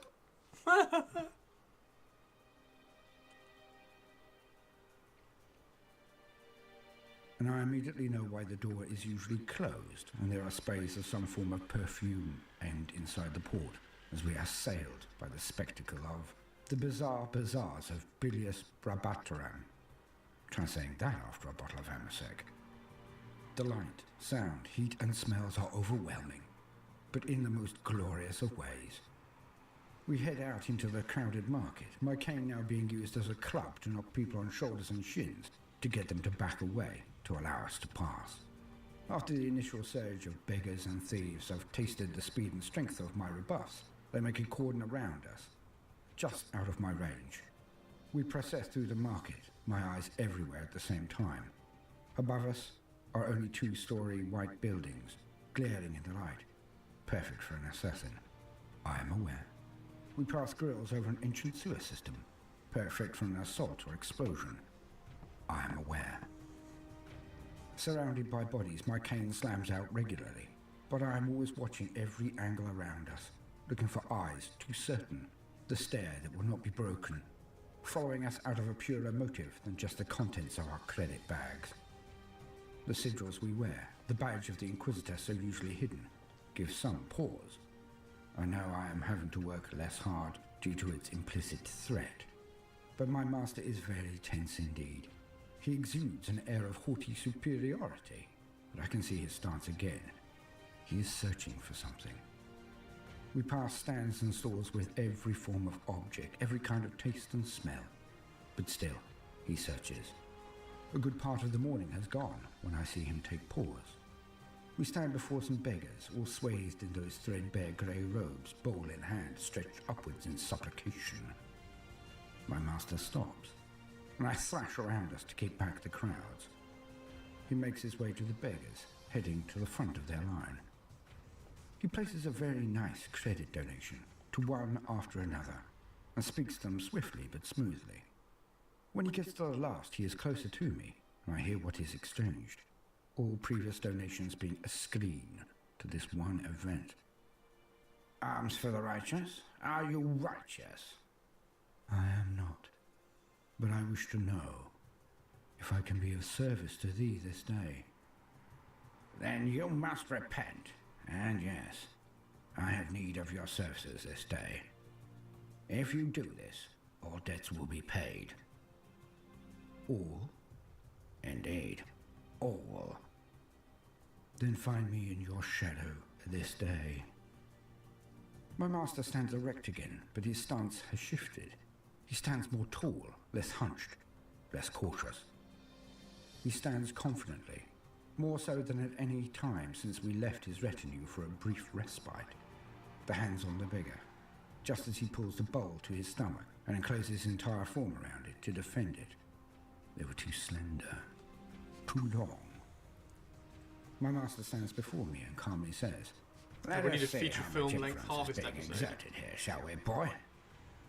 He makes his way to an inn of sorts, but when we approach the sign is turned from inside. How long is an It stands episode from vacancies of the to tides? no It looks like rooms. 10 minutes. We turn and see this happen thrice more over the next hour. The last one to do so has to come outside to inch his sign from open to closed. It is in this instant I catch him, and, with no small amount of intimidating body language, I bellow at him. My master requires lodgings. You will remove a guest so he may recline. The wide-eyed terror of the short, portly man is almost comedic. He jumps, then bends into the lowest bower I have ever seen. One so low it seems to defy gravity itself as he speaks to my boots. Alas, it is not space, but illness that causes me to temporarily close my fine establishment. Might I suggest the Imperium's finest? It is on the hill and commands a view of breathtaking beauty. It is the only place worthy of a man so important as your master. Well, that speaks volumes. It is as I suspected. Finally, time for the end of our dance. Let us head towards the Imperium's finest then, shall we? For a moment, my master's eyes glaze as he speaks that last sentence, reminiscing. But in another instant it is gone and we move. We make our way to the center of this bazaar, to its largest building, the largest luxury lodgings. As we get nearer, fewer and fewer beggars and pickpockets attempt to assail us. By the last few roads, we have passed guard stations that have held all of the rest of them back. It is much quieter here, but the intense smells are still present. The lack of crowds after most of the day amongst them is both relieving and also sets me on edge. Very few are permitted this high. Our badges of office and clear affluence mark us out as being amongst those very few. The Imperium's finest is not easy to miss. Standing on the very top of this hill as it does, one can see the entire valley and city from the stairs at the base of its entrance. Marble stairs, despite being windswept and having heat trails coming off their dazzling brilliance. We climb them and pass another thick door made of a transparent material, and are doused with perfume as we enter a cool, huge, pristine lobby. We go through the motions of checking in, and all the while being watched by almost everyone there. The bellhop, the receptionist, The multiple guards on the insides of the doors. All are trying their best not to stare at us, but failing miserably. Well, we are certainly in the lion's den now. We recline at our leisure at the refreshment area, slowly supping drinks for another hour when we are finally approached by the maitre d'. He eloquently invites us to a luncheon with the owner. My master accepts and stands. I follow suit. Through the huge dwelling we are led, each room larger than the last, until we finally enter before doors that can only be described as palatial, regal. At Curran's, we're doing everything we can to help you save energy. Because when you save energy... They're opened by the attendants within, and we process inside. As we do so, the doors are closed behind us. I snap a look at my master as I see what is awaiting us, but only visible when we enter the blatant trap. On either side of the room are two huge Ogrin, two more behind us at the threshold of the room. A massive ornate desk sits in front of us, a chair behind it, intimidatingly large and eye-wateringly complex in its carving. And I mean eye-watering. So detailed, it actually hurts the senses to try to take it all in one go. All along either end, behind the Ogrin, stand around a score of ruffians and ne'er-do-wells, all in different fatigues, different weaponry, but mostly, like the Ogrins, they are melee weapons. A huge axe here, a chainsword there, possibly even a power sword from the hilt. Deserters. From many a company and outfit, but deserters. Trained killers. The staircase behind the throne has a doorway at its top, and it is slowly dramatically opened. From this portal comes a huge man, well over 8 feet tall, unarmed, but his muscles seem to be flexing and unflexing, and straining his clothes at all points. Tick perhaps? Nerves or excitement? Either way, he is one of the most imposing figures I have ever witnessed. He walks down the stairs slowly and regally, taking his time, but never once breaking his stare at my master. His face, now that he is closer, is a collage of 1,000 scars and tattoos. His eyes, dauntless and calm, with a tint of red. Was it purple, in what is supposed to be whites? Dressed in robes of exquisite finery, he still seems like a warrior born, a killing machine. He finally stops at the side of his throne, glaring all of the time at my master as he has been. He finally, languidly, and ostentatiously looks at me, then back to my master. So, Thaddeus, our final act, and this is how it ends? No Teddin, no Falcus, not even Barbon? I'm insulted. All you bring is a boy? Well, I wasn't sure, you see. And Tarquinius here is the most talented young man I have ever had the honor of knowing. He is twice the man you will ever be. I had hoped for a climactic end to our saga, my old foil. This is a disappointment. You come to my hall, my home, unprepared and practically unarmed, when I am more powerful than I have ever been. Now, you come not as an avenging angel, but as a beggar looking for a room. Have you fallen so far? Well, you're a funny one to use that particular phrase, Sergeant. I see you now house one of the never-born in your very body. How's it feel to share? Was it everything you have wished for? Was it worth turning your back on righteousness? Righteous? You dare say that to me? I've had enough. Our tale ends now. Here, with your head on my desk. Oh, I'm not alone. Nor am I unarmed. A figure steps from the dark, in one of the corners of the room. A simple being, hunched in seeming decrepitude. It is wearing a threadbare grey robe, its face covered, but its long limbs now on show. You bring one Eldar to this battle. One! You've lost your senses, Thaddeus. I know. I thought it was overkill as well, but he insisted. our debts of honor, etc. Elves are cool. The being shook his head and merely extended his hand at the newcomer and rolled 2 words only. Kill it. Immediately everything exploded into action. The room was instantly filled with an echoing roar as the 2 Ogren at the door powered toward the lone Eldar, now advancing into the center of the room near to us. The renegades and further 2 Ogrins at the side of the room moved more casually as they stalked forward, completing a fencing with both us and the Eldar at its center. The 2 Ogrins slow slightly as they get closer in an attempt not to collide, but they are well trained for their kind. One swings high, one swings low at the Eldar. I cannot quite make out what happened, as it moves faster than I can even process. The robe twirls in the air, and the Ogrins both stop stock still, their angry faces now in a dumbstruck rictus. The Eldar takes to the air in one fluid motion. He kicks both of them. The severed heads fly towards the desk, and one lands on either side, both gawping at the Lord at its center, still standing beside his chair. The rest of the Ogrins fall into a dozen pieces each, blood finally flowing from what are now piles of bits on the floor. When the Eldar lands, it is finally possible to make him out correctly.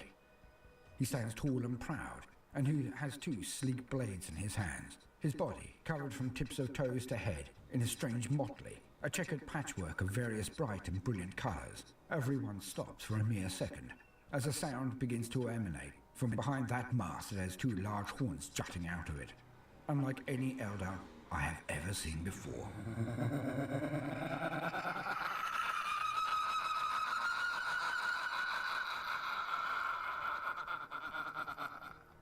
That's very The Mark moment Hamill ends as the being becomes a ball of light and pixelated colors, as it moves like lightning across the floor, bounding and leaping towards one of the clumps of renegades.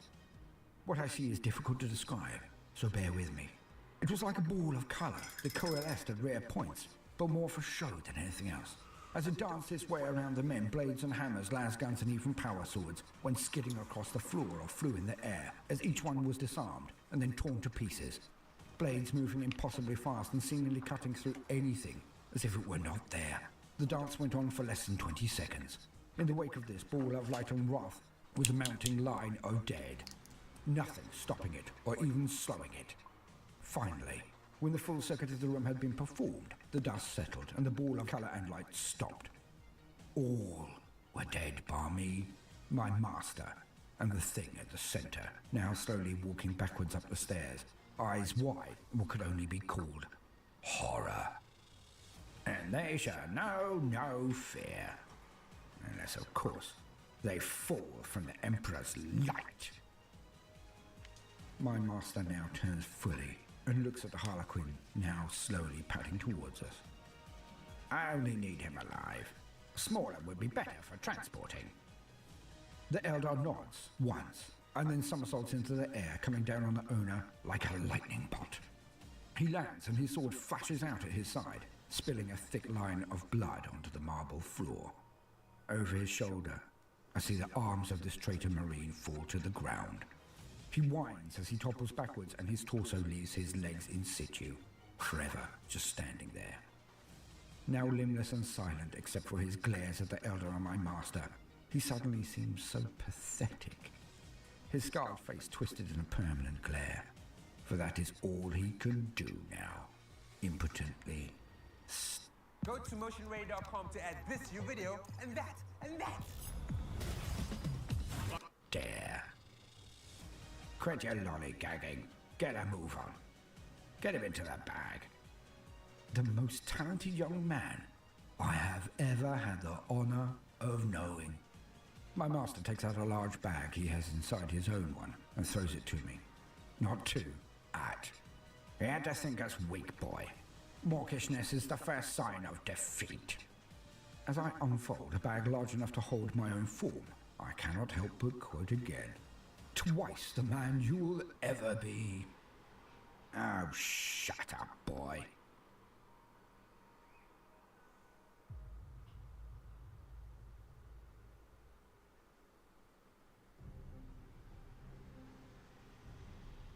Welcome, gentle listener. I'm Voldemort, and I wish to introduce you to the forces and factions of the 1 of 40k universe. And today, we are to explore, in brief, one of the most tragic figures in the whole of the grim darkness of the future. For today, we are to discuss one of the most lethal types of people in the galaxy. The Solitaires. Known as the apex killers of their entire race, is blessed with a skill in personal combat that easily eclipses even an Autarch or Exarch. For amongst a race built specifically for war, there are none who can compare to the ferocity and power of a Solitaire. For the basics, we shall lean on existing wisdom. To quote, Solitaires. Solitaires are incredible warriors, able to move faster than the naked eye can follow. None, even amongst the Harlequins, know the true limit of their abilities. Tales exist of Solitaires running up sheer fortress walls, spilling from the shadows inside locked bunkers, even slowing time itself. Their impossible acrobatics are such that no blade can strike them, nor bolt or blast find its mark upon their flesh. In battle, they are utterly lethal. Their scything kicks and hammer blow punches coming so fast that most foes are dead before they even realize the fight has begun. Each individual Solitaire is the equal of a host of lesser warriors. The first the foe knows of a Solitaire's onset is a shining blur of light and color streaking through their ranks. Then the killing begins. Soldiers fall, eyes widening as heads are severed, throats opened, and hearts pierced. Blood falls like monsoon rain in the wake of a killer too fast to be seen. Only when the Solitaire pauses for a second amidst the slaughter do the enemy get a glimpse of the executioner. A domino field swirling around a lithe form, a grotesque masked head tilted at a curious angle as the monster regards those it hunts. As the Solitaire flows into motion again, the deaths of those who remain are but moments away. Solitaires are the strangest of all Harlequins. They conceal themselves amongst Craftworld or Cormorite society, hiding their true nature as they wander from place to place. Only occasionally will these dread figures reveal the monster that lurks beneath the facade, joining a mask for a performance or battle before drifting on once more. At such times they speak and are spoken to only in ritual form, and are feared by most Eldorite. His main part stems from the fact that, alone among the Harlequins, the Solitaire plays the role of Slaanesh. As a result, the Solitaire's role commands ultimate fear and respect. It also makes them the most dangerous of all Harlequins. For a Solitaire treads the path of damnation. This is a story about Solitaires. Their essence doomed to be devoured by she who thirsts. Knowledge of their soul's forfeiture means the Solitaire will ensure the cost of their foes is dear indeed before they make their end. Despite the dark fate that awaits them, it is said that Solitaires are touched by the Laughing God, that they have his insight into the fall and even the nature of the universe. It is believed that the Solitaires know what will occur during the Rana Dandra, who will prevail, and what will remain of a galaxy saved or damned. Many Eldorite believe that to speak to a Solitaire is to invite a grisly demise, and that should an individual accidentally address or touch one of these lonely beings, they will be better to take their own lives, there and then. End quote. The tragic tale of every Solitaire is different. How they were tempted or teased into making a fatal pact with she who thirsts, no less, yet remain independent and driven enough to continue their battle in the name of the Laughing God Sigora. Their skills in combat are but part of their role, their doom, for they perform a very specific role in the ballets of the Harlequins, and there is one scene that cannot be performed unless it is with one of these rare and cursed Eldar present, the most poignant and important dance that the troops enact. The legend of the fall. To quote, a hush descended as the performance began. The first work was performed by a single troop. It was one of the many stories about the great Harlequin, the Harlequin's own master. The warlock stood to one side, his Descending suit cycling through the shifting reds, greens and golds of the storyteller, as he wove a commentary with the projectors of light, sound, psychic impulse and programmed hallucinogen from the Claydon unit on his back.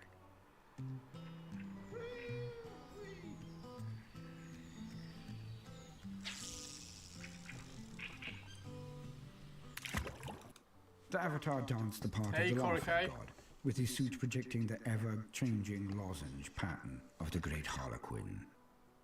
Death entered, his suit cycling through the decomposition of a body from flesh to bone to dust to nothingness and back again. Troopers danced around him, falling at his touch. The laughing god danced around the outside. Suddenly, the performance stopped. The high avatar of the Dance Without End walked to the front of the stage and looked out into the audience. Then he bowed, a bow of courtesy to a superior. The audience sat in stunned silence. Then one figure rose. Those who recognized him knew him only as an undistinguished Infinity Matrix technician. He had lived on Samhan for over a century, humbly tending the circuitry that maintained the countless ancestors as the spirits in the body of the great ship. Now the high avatar of a Harlequin mask had bowed to him. He nodded, curtly, as to a subordinate, and walked towards the stage. Samhan is fortunate. The high avatar's voice seemed uncomfortably loud after the silence. We shall perform the dance. The message flashed around the craftwork at the speed of thought. All normal functions were suspended, and every elder on Samhan came to the Talaktlu Hall. Even the ancestors in the Infinity Circuit watched through the craftworld's internal sensors. At least once in their lives, every elder should witness the dance. The greatest of the Harlequin's work, retelling the story free-handing a of the Rohan fall banner. Oh, of the nice. race, and keep the lessons of the fall alive in the spirits of the survivors. I haven't got a But the free-hand dance is banner rarely nearby, performed, actually.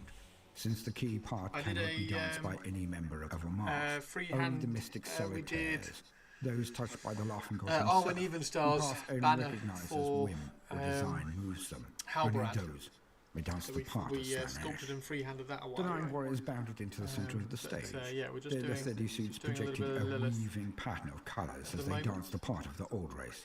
Are you ready for Before the new warlocks edition? took up positions around the outside, emotions were monitored. I've got a amplified and Lord of the returned Rings by their equipment Middle Earth as the Strategy Battle Eldar Game lived the tournament next fall weekend. of their ancestors, felt their joys, their prides, their petty rivalries, and their driving passions. 3 avatars danced the parts of the fallen gods, leaping, cartwheeling, somersaulting around amongst the dancers of the old race. The dancers of the old race became wilder, the passion stronger and their joys more extreme, more menacing. They came together like a whirlpool and broke upon something unseen, hurled back as the solitaire leaped into view, somersaulting from his unseen entrance to the center of the dancers. An involuntary shock ran through the audience at the sight of the allegorical figure of the chaos god Slanesh, his suit projecting a constantly writhing mass of figures in attitudes of decadent pleasure. From behind Slanesh, 7 figures appeared, one by one, to mingle with the old race. First came the 4 mimes, passing their sensual and disturbing movements to the other dancers as the demons they represented had spread the corruption of Slanesh. One by one, the dancers of the old race began to project a pattern of writhing figures on their suits. Next came 3 dark figures. Death Jester's suits displayed skeletons as they leapt and slew, dragging the inert forms of the fallen gods to the feet of Slanesh. As the last fell, a psychic scream from the warlocks echoed through the minds of the audience. It shifted and writhed, like the patterns on the dancers' suits, gradually coalescing into a chilling, gibbering laugh of madness, corruption and depravity. But in the laugh was another voice, a clearer laugh, an ironic laugh, a laugh which laughs because it chooses not to weep. Then, at one side of the stage, the high avatar entered. Same. His suit projecting the ever-shifting multicolored lozenges really of the excited for it. laughing It's gonna be god awesome. as he strolled casually on stage, still laughing at the cosmic folly of the fallen. He looked at the triumphant form of Slanesh atop the mound of writhing dancers, and he laughed. He looked at the mime demons and the death jesters as they bore down upon him, and he laughed. For a moment, he could not be seen among the press of Slanesh's minions, but with a cry he flew above their heads, tumbling in flight to land facing them. As they turned, he leapt again. 2 figures dropped as he touched them, and 5 more clawed the empty air as he somersaulted across the stage. His laugh now was one of glee as he leapt and tumbled, evading the hunters and tailing them now and then to strike back. He picked up the body of a death jester and hurled it at the figure of Slanesh, who reeled slightly at the impact. With a wild cry, the great Harlequin leapt forward, pulling a single dancer from the feet of Slanesh, and withdrew. At his touch, the writhing figures on the dancer's suit dissolved into Thanks a for shouting, you lozenge will. pattern, and the Thank you for dancer the also raid. began to laugh as he danced. Make sure you go dance of drop the Julian a Harlequin. follow. The That would be two of great. them put the remaining demons to flight, and as last fell, Slaanesh joined the battle. The confrontation between Slaanesh and the Great Harlequin seemed to go on forever. Other dancers melted from the stage. Sorry, I'm quite as the quiet two 'cause I'm figures concentrating. leapt in cartwheels and It's somersaulted quite- around each other. It's, Slowly as I'm in the sure you know, it's background, quite difficult to divine paint demons and the Harlequin chit-chat at the same troopers time. took up the dance, reflecting the so movements we of are the two getting there. principles in perfect unison. The dance ended abruptly, with the struggle unresolved. Just working on It was indeed the dance without end. trying to get a nice soft The hall was quiet. The dancers left the blend stage. across everything here. The audience sat stunned. End quote. End quote. The solitaire treads a dreadful path. They know full well that they are to go to Slaanesh upon their ending. So each will make it a thing worthy of song, a matter of consequence. To me, the solitaire was merely an analogy Hey, Spike, for how the you doing, elder dude? race entire. This is They a know they are doomed, story but they about fight solitaire. anyway, for to do otherwise is beneath them. But now, things have changed for the elder. Because we're just they geeking have, out about In the Yanari Eldar and the for a increased moment. activity of the Harlequins, something that they have not had since Slaanesh gave her first birthing scream that ended their civilization and doomed their race. Now, they have hope.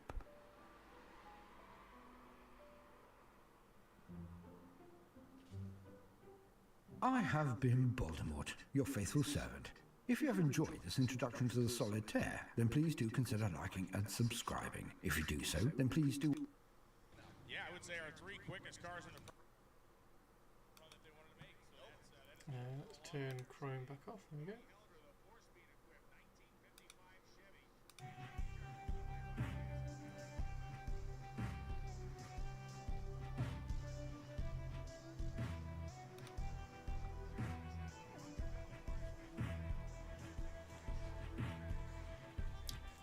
Finally got these intercessors I got from your built and painted. Nice! Only took 3 years. Hey Mala, how you doing, man? Nice dude.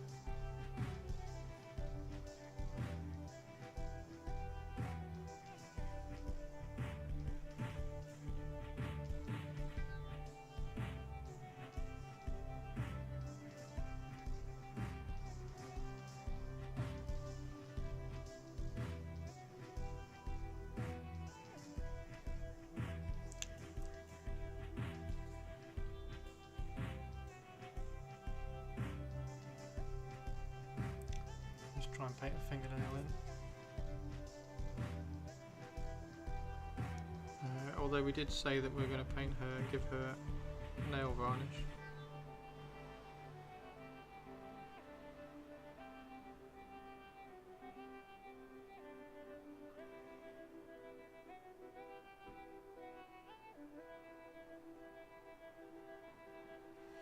So at some point we're going to have to do some nail varnishy stuff. Sorry, off screen.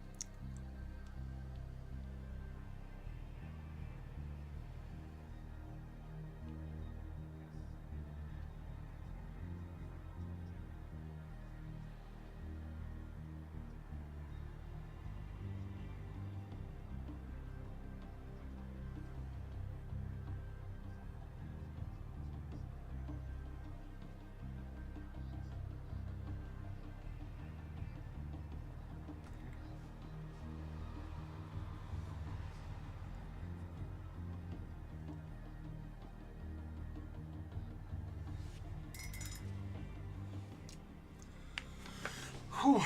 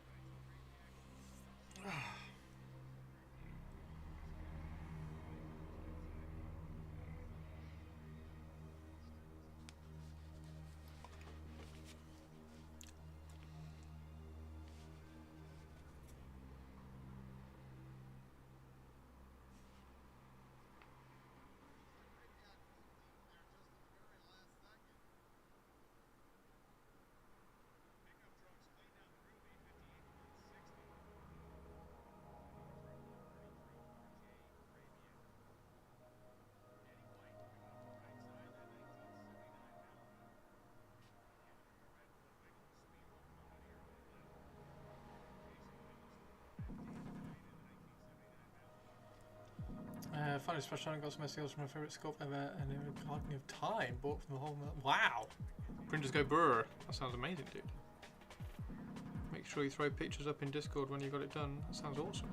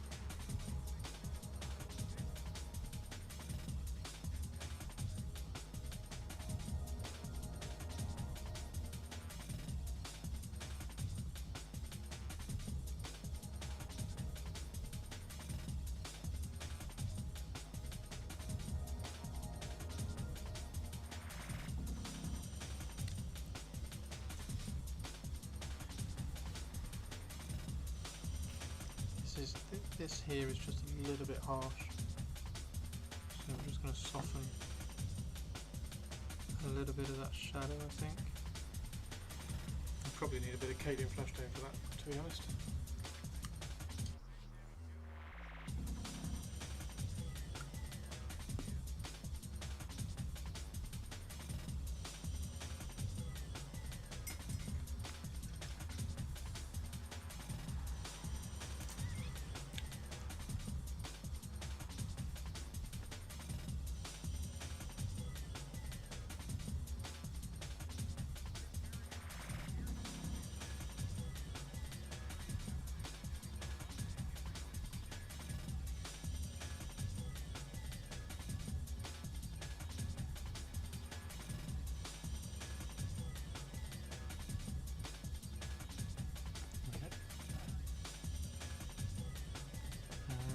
Check the abs as well.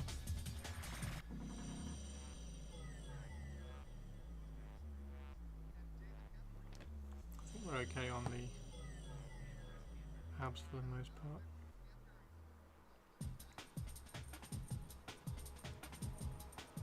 I think the abs are ready for like the final highlight sort of thing.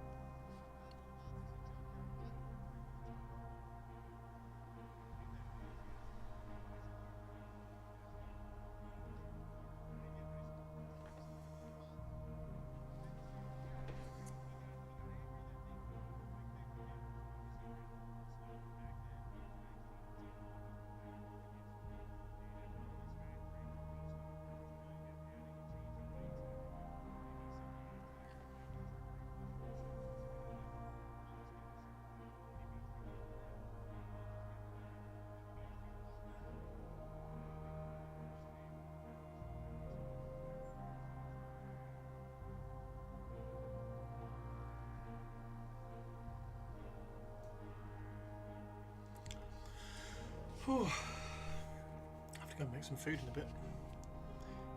In a second, because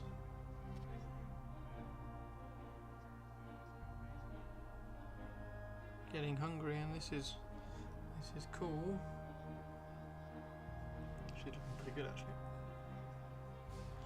She's looking pretty good. There's a bit of a blend on this ab which needs to be cleaned out.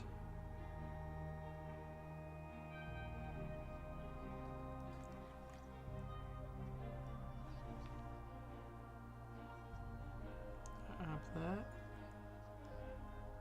we go.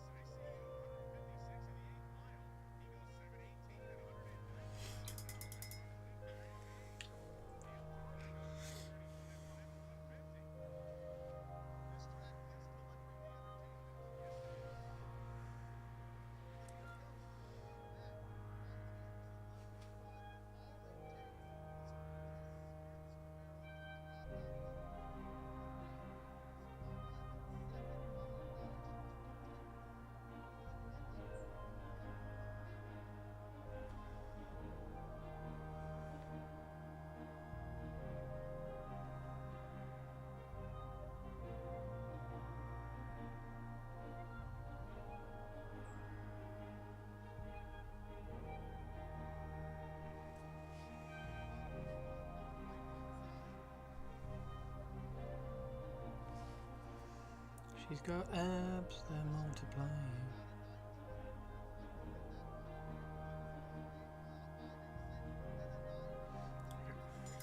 Right, I'm going to go get some food, everybody. Thanks very much for hanging out. She's looking pretty good. I will probably do a little bit more on her tomorrow because I'm quite enjoying. I really enjoy the small scale stuff like this.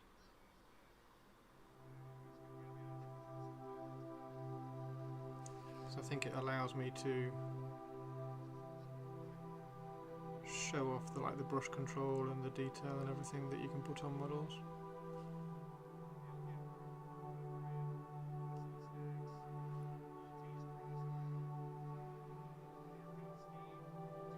And hopefully get her done for a future Golden Demon, which would be quite nice.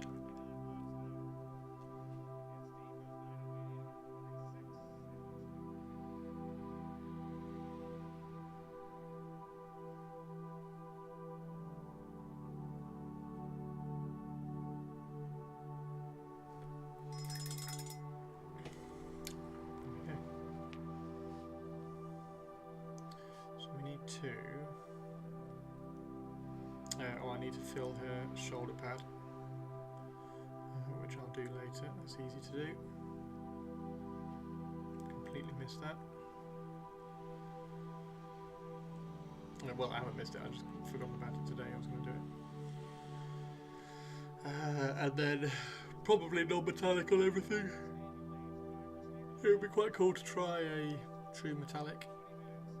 Like a really fine true metallic. I might try it. We'll see what colours we've got.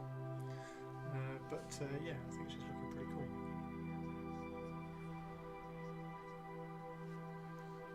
And just to get a little bit more of a sense of scale, if we zoom out. There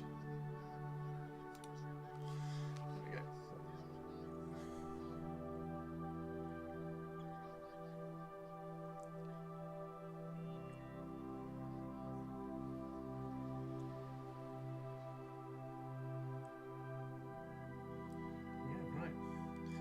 Everybody. I'm going to see if there's anybody around.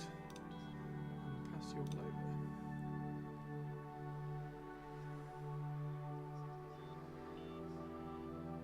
Cheers, Spiky boy.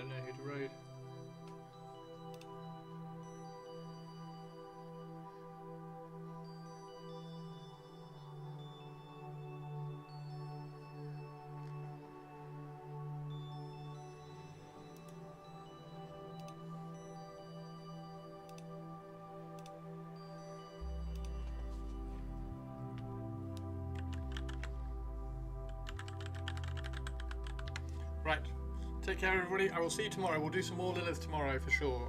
I will fill that gap in her shoulder pad, and then we will get more of her done.